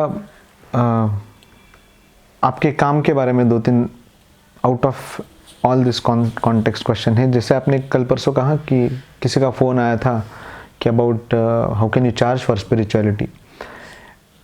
वो तो एकदम वाइज है कि आप फ़ोन पे तो उनको कुछ एक्सप्लेन करना कोई बात बनती नहीं है. But what if you want to now tell that why one should charge. Not you, everybody is charging, and that too at very exorbitant prices, but why should one charge for the knowledge of spirituality? Actually मतलब ये question मैं यहाँ से पूछ रहा हूँ कि मैं ये नहीं पूछ रहा हूँ कि आप चार्ज क्यों कर रहे हो. आप चार्ज कर रहे हो सही है, मगर what is the rationale behind it? See कभी अगर ऐसा हो सके, जैसे अभी मेरे घर में बच्चे हैं, 3 बच्चे हैं, तो वो रोज़ मेरे साथ बैठते हैं क्लास में. मैं उनसे चार्ज नहीं करता, बट फिर भी देखा जाए तो ये लोग उसका पेमेंट करते हैं. भाई बच्चे हैं तो काम धाम कर देते हैं. Money is like blood stream of this universe, not this universe, this world, इसलिए इसको करंट टाइम्स ऑल्सो. और अगर मुझे कोई भी काम करना है तो there has to be ample of, जैसे बॉडी में ब्लड होना चाहिए, हीमोग्लोबिन कम हुआ तो बॉडी थक जाएगी. ऐसे ही मैंने इसको कंस्ट्रेंट की तरह फील किया. मैं इसके पहले इसको यूट्यूब पे इसको पढ़ाने से पहले मैं जाता था स्कूल्स में और कॉलेजेस में, बच्चों को पढ़ाता था. शुरू में फ्री में पढ़ाया, बट वो पैसा मुझे मांगना पड़ता था अपने पेरेंट्स से या कहीं से जॉब से. तो कुछ टाइम के बाद मुझे फील होने लगा कि यार पैसे के बिना चलेगा नहीं. तो I started charging money from schools, not from children, from schools. तो वो लोग देते थे, बट वो पैसा उस ट्रिप में ख़त्म हो जाता था. Then I realise that it is like a fuel that you need to run something that you want to do. जैसे इसका मार्क जकरबर्ग का फेसबुक के बारे में एक बड़ा अच्छा सा कोटेशन है, I don't run business to make money, I make money to run the businesses I want to. अगर आपके पास पैसा है तो आप वो काम कर सकते हो जो आप करना चाहते हो. अब मेरे पास इतना पैसा है कि मैं एक फॉर्च्यूनर कार खरीद सकता हूँ. तो अब मैं कर सकता हूँ, अब अगर मैं वासना है मेरे अंदर तो फॉर्च्यूनर कार खरीदूंगा, और अगर वासना नहीं है तो फिर मैं वो काम करूँगा जो मुझे लगता है कि समाज के लिए अच्छा है. अब एक मान लीजिए, लोग बहुत बार दुहाई भी देते हैं कि रमण महर्षि या बुद्ध ने तो चार्ज नहीं किया. नहीं, उन्होंने चार्ज किया. ये चीज़ हम लोगों को खाली इल्यूजन होता है. बुद्ध के टाइम पर हज़ारों लोग जो कि रिच पीपल थे, उन्होंने अपना सब कुछ छोड़ छाड़ करके बुद्ध के साथ आए. तो आज अगर आप जैसा एक आदमी जो एक कार्डियक सर्जन है, जिसकी नेटवर्थ अगले 10 साल में आप 100 करोड़ से भी ज़्यादा आपकी नेटवर्थ होगी, आप जैसा आदमी एक संस्था में आकर के काम करता है तो संस्था बिकम्स वेरी रिच. तो ये चीज़ लोगों को लगता नहीं है कि सेम गोज़ विथ कृष्णमूर्ति और एनीबडी एल्स. मैं बल्कि बायोग्राफी में पढ़ रहा था, Krishnamurti used to search intellectual people. Professor Krishna वहाँ के डायरेक्टर थे. He used to work as a scientist in BHU doing government job. उसकी जॉब छोड़ करके, उनकी wife was a gynaecologist in government hospital, उन्होंने कुछ टाइम किया, फिर बाद में छोड़ करके दे रैन दिस ऑर्गेनाइजेशन. तो यहाँ से सैलरी बहुत कम लेते थे. तो there are hidden costs of running an organisation that everybody has to bear. तो अभी मेरे पास वो उतने कॉन्टैक्ट्स नहीं है कि लोग मेरे साथ काम कर सकें, तो मैं पैसे चार्ज कर रहा हूँ ताकि कम से कम जितने भी बच्चों को हम अफोर्ड कर रहे हैं, काम कर रहे हैं. तो इट्स नॉट वेरी कॉम्प्लेक्स.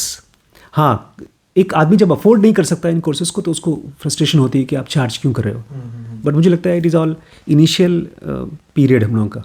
एक बार ये संस्था और बड़ी हो जाएगी. जैसे शुरू में तो मेरे पास टाइम भी नहीं होता था वीडियोस बनाने के लिए, बिकॉज मुझे 10-10, 12-12 घंटे काम करना पड़ता था to even get my monthly खर्चा. अपने घर का खर्चा नहीं चलता था. अब मेरे पास टाइम है, तो एक टाइम के बाद मुझे लगता है हम लोग ऐसे भी कोर्सेज बना पाएंगे जो बहुत ही सस्ते होंगे या तो फ्री होंगे. तो but it will happen, hopefully in future it will happen. इसमें साइकोलॉजी ऑफ मनी में हमने पढ़ा था everything has a price tag. हाँ, everything has a price tag and the price tag is usually not mentioned clearly. अगर आप stock market में जा रहे हो तो खाली मनी से नहीं उसका प्राइस टैग होता है. आप लॉस या तो स्ट्रगल या तो रेजिस्टेंस, ढेर सारे अलग टाइप के प्राइसेस होते हैं. सही कहा. दूसरा एक सवाल है, basically you are now aware almost a full fledged YouTuber. हाँ, काइंड ऑफ. तो बाकी जो भी लोग यूट्यूब कर रहे हैं, थोड़े सिंसियर कुछ लोग हैं जो मैं देखा हूँ, अच्छे नॉट जस्ट एंटरटेनमेंट, थोड़ा सेंस ओरिएंटेड यूट्यूब व्लॉगिंग जो लोग करते हैं. उस हिसाब से एक क्वेश्चन ऐसा है कि क्या आपका पूरा मतलब आपके डेली लाइफ में जो भी इवेंट्स होती है, आपके अंदर का यूट्यूबर उसके ऊपर कभी हावी हो जाता है कि यार इसको रिकॉर्ड करें, इसको जब व्लॉग बनाया था तो हो जाता था. बट आई सॉ कि देखिए पता है हमारे पास अवेयरनेस लिमिटेड है। उस अवेयरनेस में आप अपने काम को फोकस कर सकते हैं या ये कर सकते हैं कि इसको भी शूट कर लूँ, उसको भी शूट कर लूँ और ये भी डाल दूँ, और फिर दिमाग काम करना शुरू कर देता है एक एंटरटेनर की तरह कि इसमें तो मज़ा आएगा, ये वाला सीन शूट कर लूँ, ये तो इमोशंस वाला है, इसको भी शूट कर लूँ, तो आपका अपना लाइफ ज़ीरो हो जाता है। मैंने वही, क्या आपने ऐसा महसूस किया कि ऐसा हो रहा है आपके साथ? तभी मैं बना नहीं पाता हूँ। और ऐसा नहीं कि ये फ्रस्ट्रेशन है, ये जो नॉर्मल लाइफ चल रही है ना, जैसे आपके साथ बात कर रहा हूँ, अगर मैं यूट्यूबर होता तो जो हमारी आपकी बहस हो रही है या कुछ एक्साइटमेंट चीज़ हो रही है, कोई मजाक की चीज़ हो रही है, उसको फटाफट ब्लॉग बनाने का मन करता। तो जो लोग भी ये कर पा रहे हैं और सक्सेसफुली कर पा रहे हैं, मैं उनको हाथ जोड़ता हूँ, वो महान लोग हैं। नहीं, they are doing it definitely, but I think it is at the cost of the 100%. spontaneity of living, spontaneity of relationship. People reach a kind of crisis in their mental crisis. लोगों के divorce हो गए हैं, केसी Neistat ने छोड़ दिया vlogging इसलिए। और जो लोग भी, और खाली ये नहीं, ये तो व्लॉगिंग हो रही है, फिल्म इंडस्ट्री में एक नकली लाइफ जब जीना पड़ता है तो वो आपकी असली लाइफ हो जाती है। आप किसी के साथ में 3 महीने तक काम कर रहे हो, हीरो हीरोइन की तरह, हस्बैंड वाइफ की तरह, फिर अफेयर हो जाता है, आपकी घर पे वाइफ है, आप एक किस का सीन करते हो, एक गाना करते हो, तो वो चीज़ आपकी लाइफ का पार्ट बन जाता है and you are not able to disidentify from that. तो आपने कॉन्शियसली ये सोचा है कि वो यूट्यूबर आपके ऊपर हावी ना होने दे डे टू डे लाइफ में? मुझे लगता है कि जो चीज़ें मुझे दिखानी है, लोगों को बतानी है, और रोज़ कुछ ऐसी नई चीज़ होती नहीं है।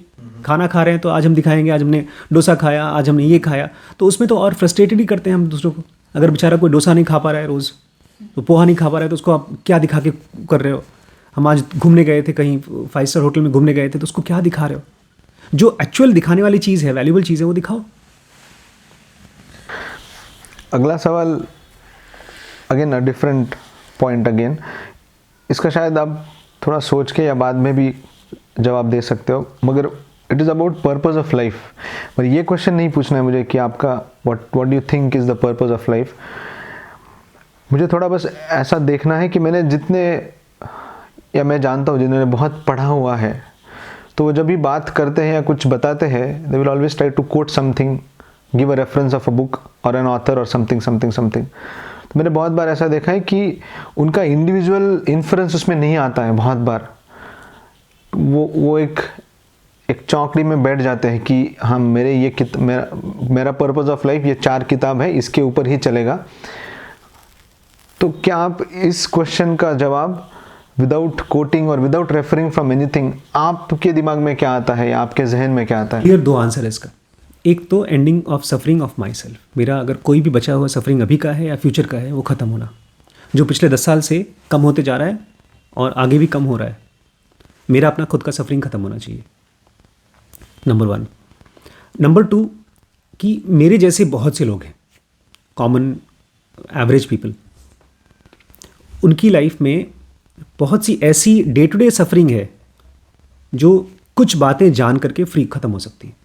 तो you can say purpose of my life is to end suffering, जो which are easily can be ended, कुछ चीज़ें जान के ही। तो इसीलिए मैं वीडियोस बनाता हूँ। तो अभी तो क्वेश्चन नहीं था, बट आपने ये कहा, इसलिए अभी ये मेरे दिमाग में क्वेश्चन आ रहा है कि अगर, हाँ नहीं, what is purpose of that is also fine, but I am thinking कि सफरिंग एंड हो गई है तो उसके बाद फिर पर्पस का क्या होगा लाइफ के? नहीं, एक्चुअली जिसको हम बोलते हैं ending of suffering, it ends only theoretically, it ends only with samadhi. With the ending of purpose even you end as physical entity in this world. So then why is it not कि the purpose of life is samadhi? Because समाधि word जैसे ही कोई बोलता है ना, तो एक image बनती है, फिक्स्ड इमेज बनती है, ऐसा आंख बंद करके अंदर जाना, तो वो एक शुड भी हो जाता है, वो एक इमेज बनाता है कि अच्छा ये भाई साहब को। And also then why is it, मतलब मैं ऐसा कुछ डाउट नहीं कर रहा हूँ या काउंटर नहीं कर रहा हूँ, बट सोच रहा हूँ कि ये थोड़ा पेसिमिस्टिक नहीं है? नहीं, पेसिमिस्टिक क्योंकि then it is assuming that it is everything is suffering and then I am trying to grow over suffering. देखिए, पेसिमिस्टिक इसलिए नहीं है because most of our life is identified with sufferings. आप थोड़ा सा पास्ट में जाके देखिए, अभी अगर मैं आपसे पूछूं कि आपकी लाइफ का सबसे बड़े बड़े इंसिडेंसेस जिसने डिफाइन किया है आपको, हम 3 दिन से बात कर रहे हैं यहाँ पर, 4 दिन से, आपने मोस्टली नेगेटिव चीज़ों के बारे में बताया है। वो क्योंकि हमारा ब्रेन में ना एक क्लीन कागज़ की तरह सफरिंग तो उसमें इकट्ठा होता है। जैसे एक कागज़ को फोल्ड करिए तो फोल्ड हमेशा के लिए रह जाता है, ऐसे ही सफरिंग हमारे ब्रेन में हमेशा के लिए रहती है। लेकिन जो जॉयज़ होते हैं या जो प्लेजर्स होते हैं वो आते हैं और ख़त्म हो जाते हैं, और ये अच्छी चीज़ है, मेमोरी को लोड नहीं पड़ता। और सफरिंग हमको हेल्प करती है ये बताने में कि कौन कौन सी चीज़ों के साथ में हमने अपने कॉन्शियसनेस को स्टक कर रखा है। नहीं, सफरिंग का सिग्निफिकेंस मैं बिल्कुल डिनाई नहीं कर रहा हूँ, मगर ओवरऑल पूरा स्ट्रक्चर और पूरा way of living, purpose of living अगर एंडिंग ऑफ सफरिंग पे है तो मतलब ये अजम्पशन है कि आगे भी सफरिंग आने वाली है और लाइफ पूरी सफरिंग से भरी हुई है और मुझे इसके ऊपर उठना है। हाँ, ये देखिए, एक तो ये हो सकता है कि आप इसको उल्टे तरीके से बोल सकते हैं कि purpose of life is to go into samadhi और गो इनटू परमानंद और स्टेट ऑफ ब्लिस, ये आप कह सकते हैं। बट वो अभी हमारे पास है नहीं। तो जो है उसके बारे में ही बात करें। मेरी सफरिंग है, मेरा करियर, मेरी वाइफ, मेरा बच्चा, मेरी गरीबी, ये सब तो मेरे पास है ना। अगर ये ख़त्म होगा अभी आज के सेकंड में तो फिर मैं जान सकता हूँ कि हाँ, मैंने अपना पर्पस को आज जिया। लेकिन अगर मैं 10 साल तक ध्यान कर रहा हूँ और मैं कभी एक बार भी वो एक्सपीरियंस नहीं आ पाया जो ध्यान का, ज्ञान का या ब्लिस का एक्सपीरियंस था, तो start from what you have. ये मेरे साथ भी बहुत टाइम तक हुआ कि जो ओशो को पढ़ते थे उसमें वो पाना है उसके बारे में सोचते रहते थे, तो बीच की जो प्रॉब्लम्स थी उसके ऊपर कभी आइडेंटिफाई किया ही नहीं।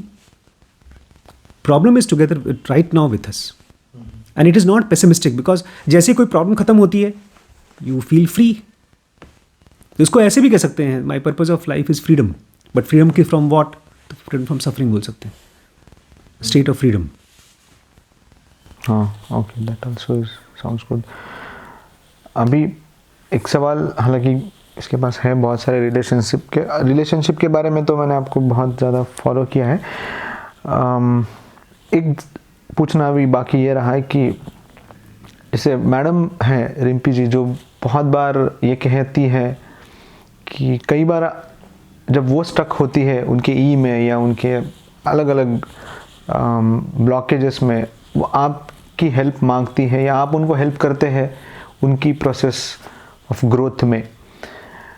उनका क्या रोल रहा है आपकी ग्रोथ में, स्पिरिचुअल एंड ओवरऑल आपकी पूरी ग्रोथ में उनका कितना सिग्निफिकेंट रोल रहा है, apart from just being a partner in all the mundane संसार?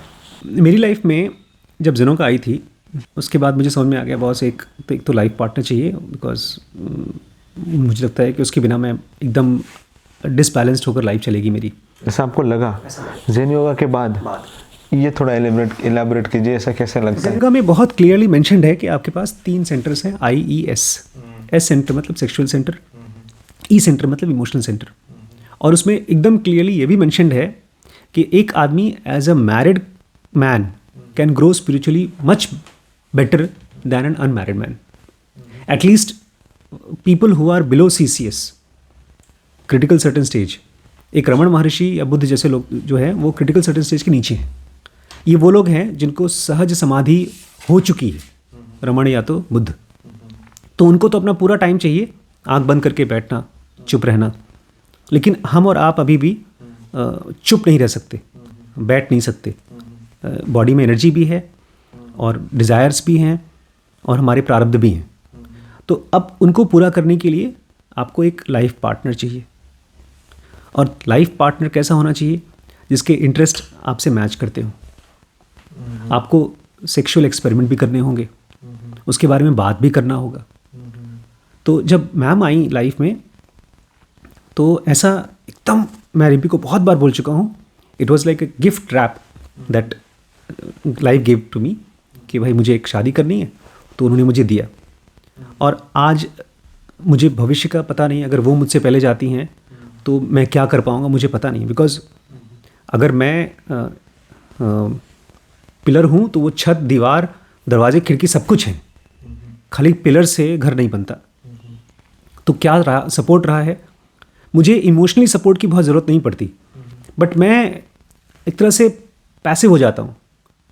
और अभी यहाँ पर कमरा है, अच्छा सोफ़ा है, सब कुछ है, ये सब चीज़ मैम की वजह से। तो बहुत सी चीज़ें वो देख पाती हैं, तब होता है। अभी पिछले महीने हम लोगों ने दीवार तोड़ करके ऊपर का रूम ठीक किया। आप जिस डाइनिंग टेबल पे बैठते हैं वो हमने अभी रिसेंटली बनवाया। सोफ़ा हमने फिर से रिपेयर कराया। मैं बोलता था रिम्पी इसकी क्या ज़रूरत है, लेकिन जब वो बना तो मुझे लगता है अरे तो बड़ा अच्छा लग रहा है। जाते थे हम लोग कभी किसी होटल में जा रहे हैं, अच्छा सा होटल है, उसमें घूम करके आते हैं तो मिलता है रिम्पी थैंक यू यार, तुम्हारी वजह से मैं इतना अच्छा एक्सपीरियंस किया। लेकिन उसको नहीं भी करते तो लाइफ चलती रहती, और तब लाइफ ऐसी होती जैसे एक सूखा पेड़ जो धीमे धीमे पत्ते भी ख़त्म हो गए, टहनी भी सूख गई, रेगिस्तान में चल रहा है, तो मैं अपने अंदर ही घुसता जाता। तो मुझे लगता है लाइफ अपना कुछ सूखा पेड़ क्यों होता? सूखा पेड़ इसलिए क्योंकि मुझे नहीं दिखाई देता बहुत चीज़ों की ज़रूरत, वो उनको दिखती है। बट वो सब एक्सटर्नल ज़रूरत ना, कि ऐसा घर ये हाँ थोड़ा हाँ better। हाँ हाँ, बिल्कुल बिल्कुल। तो बेसिकली ऐसा क्या कह सकते हैं कि she helped in providing a conducive environment around you for your individual growth. मगर फिर भी मुझे ये पूछना है कि apart from she being a part of the conducive environment around you, बस एज एन इंडिविजुअल आपके इंडिविजुअल ग्रोथ के लिए, देखिए, you need one person with whom you can see how genuinely you are related to someone। हमारा mind के अंदर में jealousy, frustration, इस तरह की ढेर सारी चीज़ें, या इवन प्यार, एक आदमी के साथ जो सबसे नज़दीक होता है उसी के साथ सबसे मुश्किल होता है। तो एक आदमी तो चाहिए ही जिसके साथ आप काफ़ी टाइम तक रह करके अपने माइंड को देख सकें। तो ज़रूरी है कि वो आपका पार्टनर ही हो। आपका जब लाइफ पार्टनर होता है तो वो 24 घंटे आपको बता सकता है, उसको वो एक ऑप्शन दे सकता है। आप मेरे बेटे हो या आप मेरे फ्रेंड हो, तो दिन में 2 महीने में एक बार मिलेंगे, या 24 घंटे में एक बार मिलेंगे, या आप शादी करके चले जाएंगे। बट जब मैं अकेले रहता हूँ तो जो भी मेरे मन में चल रहा है वो सब कुछ सही है, ऐसा लगता है। और मैम का मेरी लाइफ में सपोर्ट क्या है, मैं इसको मेंशन करने के लिए कोई ऐसा वर्ड्स नहीं आ रहे हैं कि ये है। आई कैन सी, देखो अभी जैसे उन्होंने मुझसे बोला कि जब मैं लो हूँ तो मुझे तुम्हारी हेल्प चाहिए, तो क्या मैं उस कंडीशन में मैं भी हूँ कि मैं उनको हेल्प कर सकता हूँ? क्या मैं उस समय हाई हूँ? ये एक ऐसा गेम है जहाँ पर मन को एक से ज़्यादा चाहिए अपने आप को समझने के लिए। तो जैसे अभी बाबा है KFI में, शक्ति बाबा, तो वो अभी सही स्टेट में नहीं है। देखो, हमको अपने बारे में पूछना होगा। जैसे मैंने जब जेनोगा पाया तो मैंने अपने बारे में पूछा क्या मेरी सेक्सुअल नीड्स हैं। ये उनके बारे में वही जानते हैं। हम लोग इनकार कर दें तो मैं इनकार कर सकता था, मैंने बहुत टाइम तक इनकार भी किया कि मुझे नहीं चाहिए कोई life partner. But when she came then I realised मुझे ज़रूरत थी। बहुत बार लाइफ की जो ज़रूरतें होती हैं, she came then you realised. हाँ, उसके नहीं, You realized and then you were I realized that I want a life partner, but I wanted a life partner जो कि मेरे स्पिरिचुअल पाथ को मेरे साथ समझ सके। आमतौर पे जब आप खाली लाइफ पार्टनर खोजते हैं ना, तो आप एक सेक्सुअल पार्टनर खोजते हैं, एक इमोशनल पार्टनर खोजते हैं, बट एक ऐसा पार्टनर नहीं खोज पाते, सोच पाते जिसके बारे में लगता है कि वो मुझे समझ सके कि मैं क्या हूँ। इसलिए मैं बहुत ताज्जुब हो गया कि जैसे हमारी आपकी पिछले 3 दिनों से बात हो रही है, हर रोज़ ऑलमोस्ट 2:30-3 बजे तक बात कर रहे हैं। ऐसे ही हम दोनों ने बात किया था जब शुरू में हम मिलते थे। 10 बजे बात शुरू हो रही है, रात को 12 बजे, 1 बजे, 2 बजे, 3 बजे तक हम लोग फ़ोन पे बातें करते थे। मेरी माताजी ने कहा कि अगर ये लोगों की शादी जल्दी नहीं होती तो हमारे फ़ोन का बिल 50,000 रुपये आ जाएगा, क्योंकि उस समय फ्री कॉल्स नहीं होते थे। तो मैं उनके साथ बात करके अपने आप को समझता हूँ। अब मेरी प्रॉब्लम्स मुझे नहीं दिखती बट उनको दिखती है, तो वो पॉइंट आउट करती हैं। मगर क्या आप ऐसा कभी कह सकते हो कि जैसा वो कहती है कि मेरे ब्लॉक्ड सेंटर में से सर मुझे हेल्प करते हैं, तो क्या आपके कभी ब्लॉकेजेस में या कोई डोमिनेंट ब्लॉक में से वो आपको निकालती है डायरेक्टली? एक्चुअली पिछले कई सालों से ना ये भी होता है। जब से हम लोग यहाँ लखीमपुर में आए, क्वेश्चन ये है कि कौन सी चीज़ें हैं जो आपको दबाती हैं उसमें। तो मेरी लाइफ में ऐसा हो गया है कि वो जो चीज़ें दबाती हैं वो बहुत कम हो गई हैं। इसके पहले अभी भी वो जाती हैं तो निकलने की ज़रूरत पड़ती है। मैं जाता ही बहुत कम हूँ, और अगर जाता हूँ तो बहुत आराम से निकल जाता हूँ। वो इस बात के लिए मुझे ताना भी मारती है, तुम्हें तो मेरी ज़रूरत है नहीं, तुमको कोई प्रॉब्लम्स होती नहीं। बट मुझे लगता है उनकी हेल्प मुझे मिलती है। जब वो नहीं रहती यहाँ पर तो मैं इमोशनली लो नहीं होता हूँ, बट बहुत सी चीज़ें मैं करता ही नहीं हूँ। अब उसमें भी तो इमोशंस चाहिए होते हैं ना, अगर आपको कुछ काम करना है। अब मैं एग्जांपल देता हूँ आपको। हम लोग ये dkbrains.com बना रहे हैं, उसमें काफ़ी बड़ा इन्वेस्टमेंट था, तो मैं रिलेक्टेंट था कि यार अभी इन्वेस्टमेंट नहीं करना है, बाद में कर लेंगे, चल रहा है, टेलीग्राम से काम चल रहा है। But she was the one जो कि इमोशनली भी मुझे प्रिपेयर करती, नहीं चलते हैं अभी, चलते हैं, चलो घूम के आते हैं और उसी में मिल के भी आएंगे, तो देखते हैं क्या होता है। सो लो में से हाई नहीं निकालती वो, बट जहाँ है उससे और हाई में पहुँचाती हैं एक्टिविटीज़ के लिए। ज़बरदस्त है। अच्छा, अभी एक मेरी तरफ से तो आखिरी सवाल, शायद हम दोनों के लिए रहेगा ये, मेरी और गौरी के लिए। What is the right time to marry, और व्हेन डू यू, मतलब ऐसा तो सबको ही लगता है, मुझे भी लगता है कि अभी टाइम नहीं है, तो इसको कैसे, मैं बता दूं मेरे को कैसे डिसाइड। और सॉरी, इसके पहले मैं पूछना भूल गया, बहुत इंपॉर्टेंट, मुझे ये थोड़ा टाइमलाइन ठीक से बताइएगा। आपको एक टाइम था जब आपको लगता था कि मेरी सेंशुअल नीड्स, सेक्सुअल नीड्स अगर होगी भी तो आप एक्सेप्ट नहीं कर सकते थे, सबके साथ शायद वही होता है, मतलब हमारे जैसे लोगों के साथ शायद एक्सेप्ट नहीं करते हैं। फिर आपने एक टाइम पे एक्सेप्ट किया, फिर आपको लगा कि आपको शादी करनी चाहिए, और उसके बाद मैडम मिली, या इसके पहले मैडम मिली और फिर आपको लगा कि हाँ ये सही है, इस तरीके से इसको आगे ले लिया जा सकता है। इनिशियली मुझे सेक्सुअल नीड्स थी तो मुझे लगता था चलो ठीक है शादी कर लेंगे कभी। बाद में जब स्पिरिचुअलिटी में शुरू हुआ तब मुझे लगा कि मेरी सेक्सुअल नीड्स है ही नहीं। काफ़ी टाइम तक वो चला। तो वो टाइम पे शादी का कोई सीन नहीं था, तब तक इच्छा नहीं थी? उस टाइम पर मुझे गर्लफ्रेंड्स तो बनी थी, बट शादी का सीन वो नहीं हो पाया था। उसमें जो फैमिली घुस गई बीच में कि इंटरकास्ट नहीं कर सकते, ये नहीं कर सकते, वो नहीं कर सकते। और उसमें स्ट्रगल भी था, एकदम जेन्युइन स्ट्रगल था, बिकॉज एक तरफ मेरी स्पिरिचुअल लाइफ चल रही है और मैं अपने आप को ब्रह्मचर्य में डालना चाहता हूँ, और वाइफ की अलग या तो गर्लफ्रेंड की अलग नीड्स हैं। तो लेकिन जब ज़ेनोगा आई उसके बाद से काफ़ी टाइम तक, ऑलमोस्ट 6 मंथ्स तक ज़ीरो सेक्सुअल नीड्स थी। और अगर मैं शादी नहीं भी करता तो नॉर्मल लाइफ चलती। But it was my not only sexual needs. मुझे ये समझ में आया कि, क्या समझ में आया मुझे पता नहीं, बट मुझे लगा कि एक आदमी, एक पर्सन के साथ में रहना चाहिए जिसके साथ में, मुझे ये भी नहीं पता था। जब डॉक्टर एमपी से मिला था, आपका यही सेकंड क्वेश्चन का आंसर मैं आपको देता हूँ, कब राइट टाइम है शादी करने का। जब इनसे मैं मिला तो हमारी बहुत बात हुई। 1 महीने के अंदर इतनी बात हो गई कि डॉक्टर एमपी ने कहना शुरू कर दिया कि अगर मेरी शादी किसी और से होती है और मैं आपसे बात करती हूँ तब तो ये हमारा तो मतलब गड़बड़ हो जाएगा। उस आदमी के लिए तो ख़राब लगेगा कि मैं अपने पति से इतनी बातें नहीं करती हूँ, आपसे इतनी बातें करती हूँ। तो मुझे लगा कि अब बात तो सही है, अभी मैं भी आपसे बहुत बातें करता हूँ। So your right time to marry someone is with whom you can talk everything and you can listen to that person about everything. और वो बात ही बाद में लव भी बनता है, वही बाद में सेक्स भी बनता है। जैसे आपने कहा था ना, बीइंग, डूइंग एंड हैविंग। तो शादी में भी you need to be able to talk to that person, और वही चीज़ आपका इमोशन बनना चाहिए, प्यार बनना चाहिए, रोमांस बनना चाहिए, और वही बाद में सेक्स बनना चाहिए। हम लोग का उल्टा होता है, हम सेक्सुअली अट्रैक्ट होते हैं, बाद में वो इमोशनल होता है और वो इंटेलेक्चुअल तो हो ही नहीं पाता।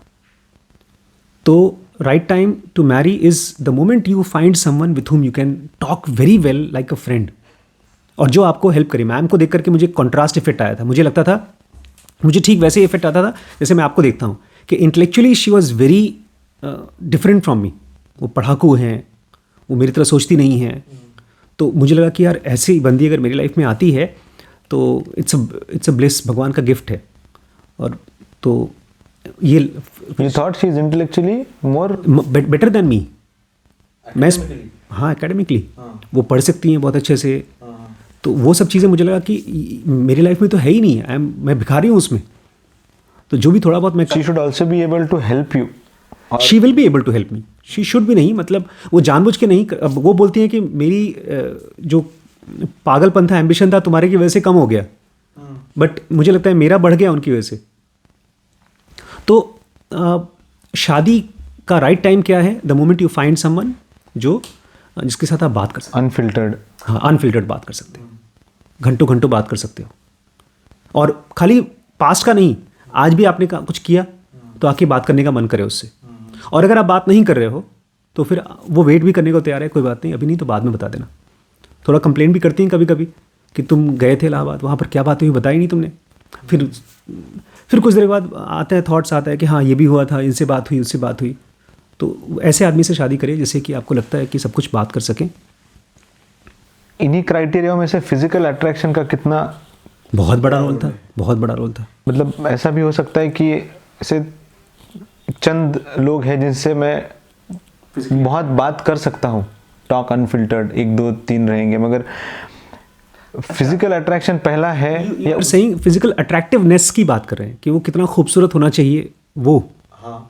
मुझे लगता है या अपना फिजिकल, हाँ कितना खूबसूरत होना चाहिए। अगर वो आदमी के साथ आप खूब बात कर सकते हो तो it's like a video game जिसका आप पूछते नहीं हो कि उसका शक्ल कैसा है, you want to engage your mind into the game. तो अगर वो आदमी बहुत फिजिकली अट्रैक्टिव नहीं है लेकिन वो साइकोलॉजिकली आपके साथ में बहुत इंटीमेट है, बात कर सकता है, then you just enjoy the physical thing, it doesn't matter. मेरे केस में तो एक एडेड एडवांटेज हो गया कि मैम खूबसूरत भी हैं। अगर कम भी खूबसूरत होती, क्योंकि ऐसा भी हो सकता है कि बहुतों से कम खूबसूरत हैं, इनसे भी आपका क्राइटेरिया फिजिकल अट्रैक्शन शायद फर्स्ट ना रहा होगा ना? बिल्कुल नहीं था। इनफैक्ट फिजिकल अट्रैक्शन की मेरी गर्लफ्रेंड्स थी पहले, बट उनको देख करके मुझे डर लगता था शादी करना पड़ेगा इससे, अभी नहीं रेडी हूँ मैं, बिकॉज वो हम लोग की बातचीत ज़्यादा नहीं होती थी। और एक बात, मतलब सुंदर होनी चाहिए। हाँ, सुंदर की बात कर रहा हूँ मैं, सुंदर की बात कर रहा हूँ। सुंदरता मेरे लिए माइंड सुंदर होता है, बॉडी सुंदर नहीं होती। अगर कोई आप दिखाएं आदमी, बहुत बार ऐसा होता है हमारा माइंड किसी सुंदर आदमी को देखता है, पता है क्या करता है, उसको लगता होगा कि कितना इंटेलिजेंट है यार, और बात करो तो लगता है यार ये तो बेवकूफ़ है, और तब आपका सारा अट्रैक्शन खत्म हो जाता है। A foolish person is not beautiful. एक आप सोचिए कोई आदमी है जो बहुत, लड़की बहुत खूबसूरत है लेकिन वो आपसे रोज़ लड़ाई कर रही है, आपको रोज़ नैक कर रही है, तो कहाँ खूबसूरती क्या बची रह जाएगी? झुर्रियाँ पड़ जाती लोगों की लड़ाई करते करते। और वहीं पर आप किसी के साथ बात कर सकते हो तो even slightest kiss becomes so deep, so good. You can talk even that thing with the person कि मेरी ये इंटीमेट डिज़ायर्स है, I want to play like this. Because sex is not only those activity जो आप किसी के साथ भी कर सकते हो। सेक्स वो एक्टिविटी है जो आप एक्सपेरिमेंट करते हो दूसरे के साथ में, और उसमें कम्युनिकेशन का बहुत बड़ा रोल है। मेरा मन नहीं कर रहा है सेक्स करने का, आप नहीं बोल पाओगे अगर सामने वाला आपकी बातें नहीं सुनता, वो आपको फोर्स करेगा, नहीं मैं तो शादी कर रखी है। या हो सकता है फोर्स ना करे। एक मेरा फ्रेंड बता रहा था उसकी वाइफ थी, वो जब सेक्स नहीं करने के लिए मना करता था, बगल में बैठ करके रात को कोने में रोती थी। तो वो उठा, बोलता मैं देखो मुझे लगा चुड़ैल बैठी है हमारे घर के बगल में, रो रही है, बोलती मेरे को बच्चा चाहिए, बच्चा नहीं दे रहा। तो ज़िंदगी एकदम बर्बाद हो जाती है अगर सेक्स खाली सेक्स है। बट अगर वो कम्युनिकेशन है तो sex is a very small but very beautiful part of your whole life.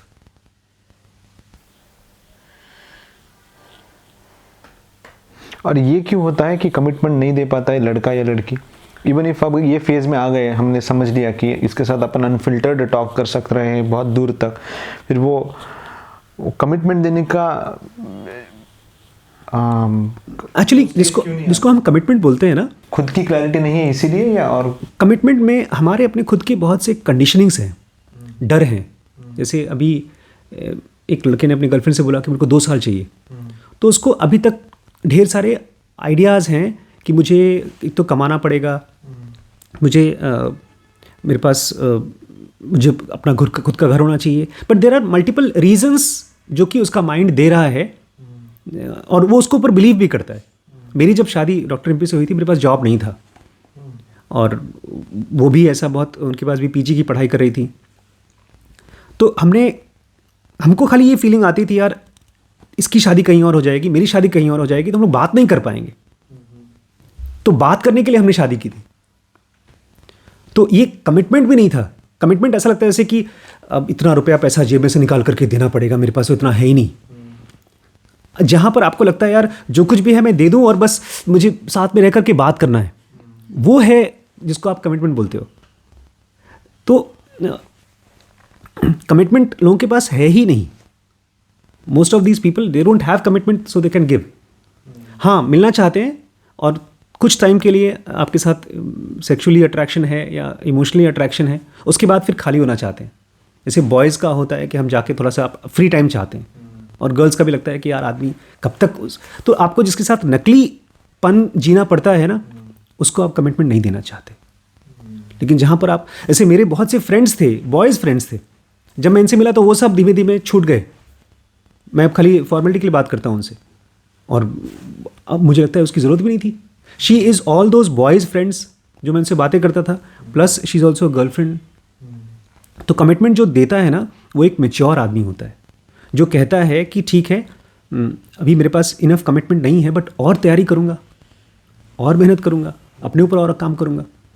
क्योंकि आज जो कुछ भी वो चाहती हैं वो सब थोड़ी दे पा रहा हूँ मैं उनको।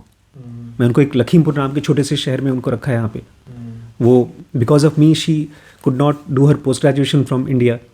तो बहुत सी चीज़ें मैं नहीं दे पा रहा हूँ, बट वो भी मेरे लिए और मैं भी उनके लिए दूसरी चीज़ें देने की कोशिश करें जो हम दे सकते हैं, इकट्ठा कर सकते हैं। भाई उनके साथ में रह सकता हूँ जब वो बीमार हैं, तो जब वो परेशान है। तो एक ऐसा रील चलता है जिसमें कहते हैं कि आपकी हर ज़रूरत एक ही इंसान नहीं पूरी कर सकता है।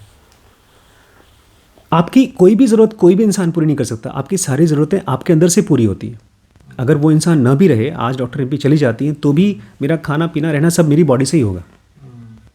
ये खाली अय्याश लोगों का तरीका है मल्टीपल लोगों के साथ रिलेट करने के लिए। एक आखिरी बार बस वो सीक्वेंस मेरे लिए क्लियर कर दीजिए सर। ज़ेन योगा, मैडम का मिलना और feeling that I have a as centre, accepting your own sensuality and then getting ready to Mary.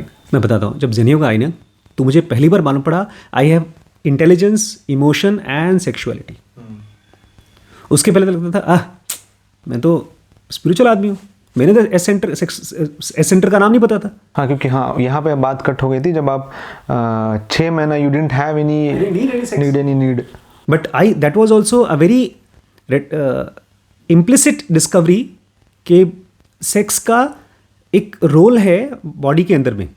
इसके पहले हम लोग क्या करते हैं, स्पिरिचुअल लोग बोलते हैं कि वो तो बेकार चीज़ है, सेक्स तो हमारे लिए तो बहुत बेकार है, बिकॉज हमको तो समाधि में जाना है।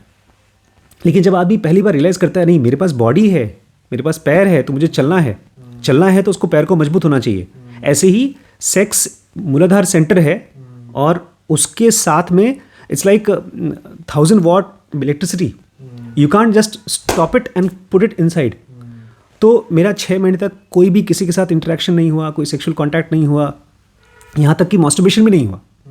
और जब मैं डॉक्टर एमपी से मिला तब मैंने देखा कि she is feeling attracted to me, मैं भी उनके साथ बात करना चाहता हूँ, I am also very clearly feeling attracted to her. तो इसका मतलब ये है कि मेरे अंदर में इमोशन भी है और सेक्सुअलिटी भी है। और जब है तो उसको कायदे से समझो। Then it came out like a strong powerful animal, जो मेरा एनिमल है, जिसको मैं राइड करना चाहता हूँ। मैं नहीं चाहता हूँ कि वो मुझे राइड करे।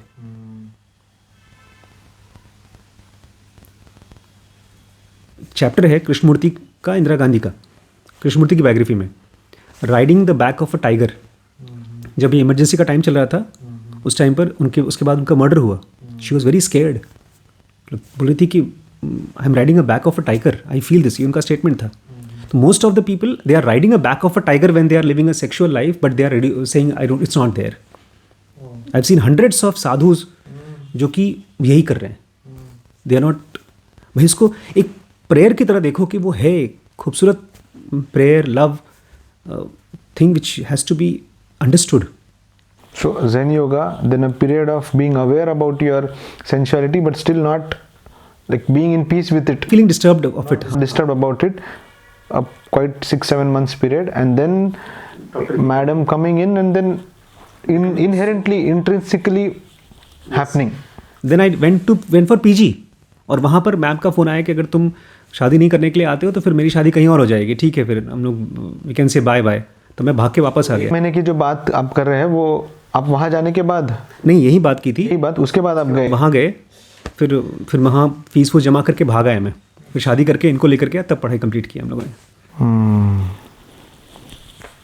तो वो 1 महीना में ज़ेन योगा का भी जिक्र हुआ था? बहुत, मैं ज़ेन योगा से बहुत बात कर, उसके बाद से मैंने जिससे भी बात की ज़ेन योगा ही बात कर। And she was impressed and she also wanted to know more about it, ऐसा कुछ? She used to ask me why I'm not preparing for PG। मैं बोलता था मेरा PG यही है, मेरी लाइफ का PG यही है, मेरा सुपर स्पेशलाइजेशन भी यही है और कुछ नहीं है। I am not so good at anything else, this is my life's purpose. ठीक है, इट वाज एक्सीलेंट यार। ठीक है, थैंक यू।